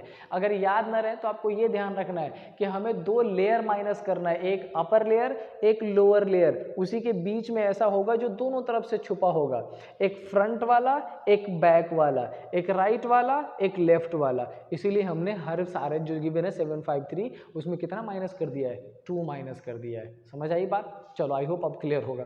आगे क्या लिखा है, देयर एग्जैक्टली 6 स्मॉल क्यूब। अच्छा ये पूछ रहा है कुछ 6 small cube with exactly 2 faces, one painted with blue and the other with green. एक को कैसा बोला है ब्लू और एक को कैसा बोला है ग्रीन। अच्छा ब्लू वाला ग्रीन वाला कितना है 3 और ब्लू वाला सॉरी ग्रीन वाला कितना है 5 और ब्लू वाला कितना है 3। एक अपने को क्या मिल रहा है 5 और एक अपने को क्या मिल रहा है 3। क्या पूछ लिया है इसमें से, एग्जैक्टली 2 फेसेस कलर्ड होना चाहिए, one painted with blue and the other with green. इसका जो 2 फेस है कितने हैं, जिसका क्या होना चाहिए ब्लू, एक ब्लू होना चाहिए और दूसरा कितना होना चाहिए ग्रीन होना चाहिए। ये आपको अच्छा कुछ याद आ रहा है, मैंने आपको मिडिल बताया था और मिडिल में क्या बताया था साइड से कनेक्टेड होने चाहिए, लेकिन दोनों तरफ से कॉर्नर वाला छोड़ना पड़ेगा। क्या उसी में मैंने बताया था कि वो कितनी तरफ से दिख जाते हैं 2 तरफ से, याद आ रहा है कुछ कुछ है ना। उसमें भी हमने दोनों कॉर्नर वाले को छोड़ा था, इसका मतलब क्या करना पड़ेगा फिर से 2 माइनस करना पड़ेगा। कर देते हैं, 5 माइनस 2 करोगे क्या आ जाएगा 3, 3 माइनस 2 करोगे क्या आ जाएगा 1 और 3 प्लस 1 करोगे तो क्या आ जाएगा 4। अच्छा एक क्वेश्चन बन सकता है, पहले इसको आंसर कर लेते हैं, ये आंसर गलत हो जाएगा, ओनली 1 इज करेक्ट, तो आपका ओनली 1। अब आप पूछ सकते हो कि सर इसमें आपने मल्टीप्लाई कर दिया, इसमें आपने क्या कर दिया, क्यूब प्लस कर दिया, क्यों कर दिया? इसमें आपसे नंबर ऑफ क्यूब्स इनर पूछा गया है, ठीक है, और इसमें आपसे नंबर ऑफ क्यूब वैसे पूछे गए जो डिफरेंट साइड से दिखने वाले होंगे, समझ आ रही बात, लेकिन कलर्ड अलग अलग होना चाहिए, इसीलिए हमने एक कलर्ड वाला अलग निकाल लिया, दूसरा कलर वाला अलग निकाल लिया और दोनों को क्या कर दिया, जोड़ दिया। अगर डायरेक्टली एक ही कलर में पूछा जाता तो करते वही काम, ठीक है। आई होप चीजें क्लियर हो रही होंगी। आगे चले तो which is the least possible number of cuts, अभी अभी समझाया है मैंने, least possible number of cuts required to cut a cube into 64 identical piece. कुछ समझ आ रहा है? 64 किसका क्यूब है? ये तो 4 का क्यूब लग रहा है। अच्छा 4 का क्यूब लग रहा है, इसका मतलब इस वाले कॉन्फ़िगरेशन को देखें तो अपने को 4 टाइम्स कट करना पड़ेगा क्या? नहीं, 3 टाइम्स ही कट करना पड़ेगा। कौन सा? 1 2 1 2 और 3, और 3 बार कट किया तो कितने पार्ट्स में हो गया? 4 पार्ट्स में। यही तो मैंने आपको समझाया था अभी, जितने पार्ट्स में दिया गया हो उससे एक कम कट्स लगाना पड़ेगा। एक बार कट लगाए 2 पार्ट, 2 बार कट लगाए 3 पार्ट, 3 बार कट लगा दिया 4 पार्ट। समझ आई बात? मतलब कट कितने बार लगाने? 3। लेकिन क्या एक साइड से कट लगाने पे हमारा क्यूब उस शेप में आ जाएगा जो हम चाहते हैं? आंसर है नहीं बच्चे, नहीं। क्यों? एक बार ऊपर से नीचे की तरफ ऐसा काटना पड़ेगा। एक शेप में टोटल कितने होते हैं? 6 फेजेज होते हैं, 6 फेसेस होते हैं, है ना। तो एक आपको ऐसा ऊपर से नीचे तक काटना पड़ेगा, एक आपको लेफ्ट से राइट की तरफ काटना पड़ेगा, एक आपको फ्रंट से बैक की तरफ काटना पड़ेगा। तो कितनी तरफ काटना पड़ेगा? 3। और हर तरफ से कितनी बार काटना पड़ेगा? 3। तो 3 इंटू 3 आपका आंसर क्या हो जाएगा? 9। सो करेक्ट आंसर क्या हो जाएगा? 9। लेकिन मैं एक बार जल्दी से आपको उस क्यूब को दिखा के एग्जाम्पल से समझा देता हूँ, थोड़ी सी और आसानी हो जाएगी आपसे। आपके पास ये वाला क्यूब है, कितने पार्ट्स में? 4 पार्ट्स में, 1 2 3 4। कितने कट्स लगाए गए? ध्यान से देखो, आपको कट्स दिख रहे होंगे 1 2 3। अच्छा 1 2 3 यहाँ से दिखे तो 1 2 3 यहाँ से भी दिख गया, है ना। आपको एक इस साइड से भी 3 दिखा, इस साइड से भी 3 दिखा, और 3 बच्चे ऊपर से नीचे की तरफ भी तो कटेगा ना। ये 1 2 3, तो टोटल कितना हो जाएगा? 3 + 3 + 3, आंसर क्या आ जाएगा? 9। और यही मैंने आपको बता दिया है, उस वाले कन्फिग्रेशन में आंसर आपका क्या हो जाएगा? 9। समझ आई बात? चलो अब क्या पूछ लिया है? क्या ये क्यूब का क्वेश्चन है? फिगर देख के तो नहीं, क्यूबॉइड का है। The following questions are based on this given information below. ठीक है भाई, बिलो इन्फॉर्मेशन पढ़ लेते हैं, जो भी पूछ रहा होगा कोशिश करेंगे बता देने का, आ गया तो नहीं आया तो सीख लेंगे, ठीक है। क्या लिखा है? A cuboid shaped wooden block has 6 centimetre length, 4 centimetre breadth and 1 centimetre height. तो टोटल कितना हो जाएगा? 6 इंटू 4 इंटू 1 कितना हो जाएगा? 24। भैया पहला काम तो कर लो, टोटल फाइंड कर लो, अपन सीख चुके हैं इसको। 2 faces measuring 4 into 1 centimeter are colored with in black। अच्छा कह रहा है ये 4 into 1 यानी कि ये 1 2 3 और इसके सामने वाला जो 4 into 1 वो कैसा कर दिया गया? ब्लैक कर दिया गया। 2 facing measuring 6 into 1 are colored in red। यहाँ पर ये 1, यहाँ से ये 1 2 3 4 5 6, ये वाला इन्होंने क्या कर दिया? रेड। तो सपोज कर लो एक, अगर इस पार्ट को रेड किया है तो इसका अपोजिट भी क्या हो जाएगा? रेड। और अगर ये 4 इंटू 1 यानी कि उस साइड वाला क्या कर दिया? व्हाइट ब्लैक, तो इधर भी क्या हो जाएगा? ब्लैक। अब आगे क्या लिखा? 2 faces measuring 6 into 4। Okay all right, 6 into 4 मतलब ये ऊपर वाला, ये ऐसा 6 और ये ऐसा 4। ऊपर वाला जो है उसको उन्होंने ग्रीन, तो ऊपर ग्रीन है तो नीचे भी ग्रीन कर दिया, ठीक है। अच्छा कई बार बच्चे यही कंफ्यूज हो जाते हैं, यहाँ पर लिखा 4 इंटू 1, तो किसको ले? अपर वाले 4 को ले ले? नहीं रे, ये 4 इंटू 1 का मतलब है कि 1 को बेस ले रखा है और कितने पार्ट्स में कटा गया? 4, तो उसके सामने कौन सा 1 वाला? ये 1, यहाँ इसमें क्लियर दिख रहा है ये 1 2 3, कितने पार्ट्स है? 4 पार्ट्स में। और सेंटीमीटर कितने हैं? इसका विड्थ 1 सेंटीमीटर है। वैसे ये कितने पार्ट्स हैं? 6, विड्थ कितना है? 1। ये कितने पार्ट्स है? 6 और विड्थ कितना है? 4। आई होप क्लियर हो गया होगा, ठीक है। आगे क्या लिखा है? The block is divided into 6 equal cube of, अच्छा, और उसके बाद उसको ना 6 इक्वल क्यूब्स में डिवाइड कर दिया गया। तो हमने निकाल लिया 1 2 3 4 5 6 कर दिया डिवाइड, निकाल लिया हमने 24 क्या, एक लेयर पे 6, दूसरे पे 6, तीसरे पे 6, चौथे पे 6, 6 इंटू 4 क्या हो जाएगा 24। ठीक है, आगे चलते हैं। क्वेश्चन में क्या पूछा है, how many cubes having red green and black colours on at least one side of the cube will be formed. One side of the cube, okay, कम से कम कितने होंगे, कितने ऐसे क्यूब्स होंगे जिसका एटलीस्ट क्या बोला है, एक रेड एक ग्रीन एक ब्लैक, तो मतलब कितने पार्ट्स कलर्ड होने चाहिए, 3 कलर्ड होने चाहिए। अब आप देख के खुद ही बता दो। मैंने तो वैसे पहले भी बताया था कि 3 की बात करते हैं तो किसकी बात करते हैं, कॉर्नर की। कॉर्नर कितने दिख रहे हैं इसमें, एक कॉर्नर दिख रहा है ये 1, एक कॉर्नर दिख रहा है 2, एक कॉर्नर दिख रहा है 3 और एक कॉर्नर दिख रहा है 4। कितने हो जाएंगे 4। क्या इन चारों के अलावा कोई ऐसा है जिसका 3 फेस आपको कलर्ड दिखेगा, देखना एक बार ध्यान से। अगर ये आप बोलोगे हाँ है, तो ये ब्लैक वाला है बिल्कुल, इसके ऊपर ग्रीन है, तो नीचे भी क्या हो जाएगा, ग्रीन ही हो जाएगा। क्या वो रेड होगा, नहीं। आप बोलोगे सर इसमें भी ये ऊपर वाला ग्रीन है, ये ब्लैक दिख रहा है, तो नीचे भी क्या हो जाएगा, ग्रीन ही हो जाएगा। क्या रेड होगा, नहीं हो पाएगा। इसका मतलब ये कि हमारे पास सिर्फ और सिर्फ कॉर्नर वाले ही ऐसे क्यूब है जिसके हर एक साइड पे ये तीनों कलर तो आएंगे ही आएंगे। So correct answer will be option number D, that is the correct one. ठीक है, नेक्स्ट क्वेश्चन पे आते हैं। नेक्स्ट क्वेश्चन में कंडीशन सेम है, क्वेश्चन पढ़ लेते हैं। क्वेश्चन क्या लिखा है, how many small cubes will be formed. ये तो पूछने की जरूरत नहीं है, हमने क्वेश्चन पढ़ के ही फाइंड कर दिया था। मैंने आपसे क्या बता दिया था, 6 इंटू 4 इंटू 1 आपका आंसर आ जाएगा प्रॉपर, कितना आ जाएगा 24। नेक्स्ट में क्वेश्चन क्या पूछा, how many such cubes will have 4 coloured sides. अच्छा, कितने ऐसे क्यूब है जिसके 4 कलर्ड होंगे एंड 2 नॉन कलर्ड साइड्स, और जिसके 2 नॉन। पहले तो ये समझो 4 साइड से दिखने वाले कौन कौन से होंगे। क्या ये जो है, क्या ये 4 साइड से दिखेगा, सोचो सोचो, आप इतना सोच सकते हो। आंसर आपका आएगा नहीं, क्यों, क्योंकि यहाँ से एक ऊपर का दिखेगा और एक नीचे का दिखेगा, बाकी तो दिखने से रहा, नहीं दिख सकता ना। तो 4 कौन कौन सा दिखेगा भैया, 4 आपका ये दिख जाएगा 1 2 कॉर्नर वाला, और एक बाहर से एक नीचे से।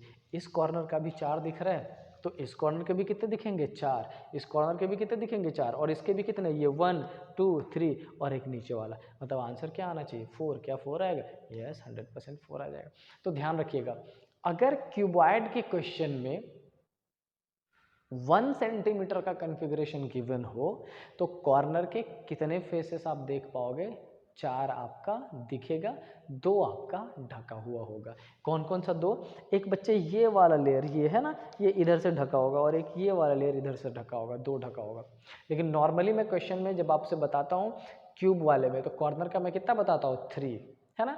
इसमें भी जब 1 से ज़्यादा होगा तो कितना दिखेगा 3 दिखेगा, लेकिन जब 1 सेंटीमीटर की बात की जाती है तो ध्यान रखिएगा कॉर्नर के 4 फेसेस आपको दिख सकते हैं। आई होप समझ गए होंगे। ठीक है, आगे चल लेते हैं। Question same, how many small cubes, how many cubes will have green coloured on 2 sides and rest of the 4 sides having no colour. कह रहा दो तरफ से भैया ग्रीन होने चाहिए, लेकिन बाकी साइड कलर्ड ही नहीं होने चाहिए। समझना जरा इसको एक बार। अच्छा, ये ऊपर वाला लेयर यही तो ग्रीन है ना, अच्छा ये भी ग्रीन है, ये भी ग्रीन है, ये भी ग्रीन है, ये भी ग्रीन है, ठीक है। अच्छा, ये कॉर्नर तो भाई ये तो 4 तरफ से कलर्ड है, ऊपर से ग्रीन नीचे से ग्रीन है, लेकिन बाकी 4 तरफ से कलर्ड नहीं हो सकता। अच्छा, ये ऊपर से ग्रीन नीचे से ग्रीन बट सामने से ब्लैक है, ये तो कह रहा 2 ही, नहीं हो सकता। क्या ये होगा, क्या ये होगा, नहीं होगा, मतलब बाहर का लेयर तो नहीं हुआ। अच्छा, बाहर का लेयर इधर से नहीं हुआ तो इधर से भी नहीं होगा, इधर से भी नहीं होगा, इधर से भी नहीं होगा, बाहर का लेयर कैंसिल। क्यों, क्योंकि उसके या तो 4 फेसेस कलर्ड हो रहे हैं या 3। अपने से क्या पूछ रहा है 2, और 2 साइड्स कौन से होने चाहिए, ग्रीन ही तो होने चाहिए। तो बचे कितने यहाँ पर 1 2 3 4 5 6 7 8, आंसर क्या हो जाएगा 8, that is the correct answer. ठीक है, आई होप चीज़ें समझ आ रही होंगी। And the last question of this section is question same, how many small cubes, अरे how many cubes will remain if the cubes having black and green coloured removed. Oh, जिसमें भी black है और जिसमें भी ग्रीन है, अगर उसको रिमूव कर दिया जाए तो कितने आपके पास बचेंगे, आपको ये फाइंड करना है। जल्दी से फाइंड करिए, आंसर बताइए।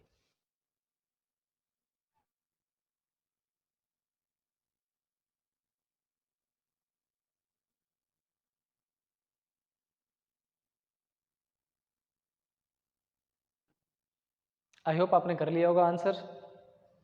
अगर हो गया है तो ठीक, नहीं हुआ है तो चेक कर लेते हैं। इसमें समझो कितने ऐसे क्यूब्स दिख रहे हैं जो ब्लैक है।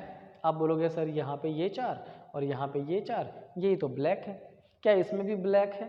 तो आंसर होगा नहीं सर, इसमें कुछ जगह पे ग्रीन दिखेगा और कुछ जगह पे क्या दिखेगा, रेड। यही है ना। तो ब्लैक वाले टोटल कितने हैं? 8 ही तो है ना। टोटल आपने क्यूब कितना निकाला था? 24, और 24 में से 8 माइनस कर दोगे क्या बचेगा? 16। आंसर क्या हो?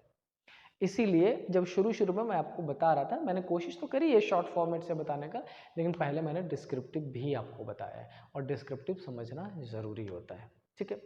अच्छा, क्यूब का एक और प्रैक्टिस सेशन रखेंगे, क्योंकि कई सारे क्वेश्चन में ना ओनली वर्ड यूज कर दिया जाता है, कई सारे क्वेश्चन में एंड यूज किया जाता है ना।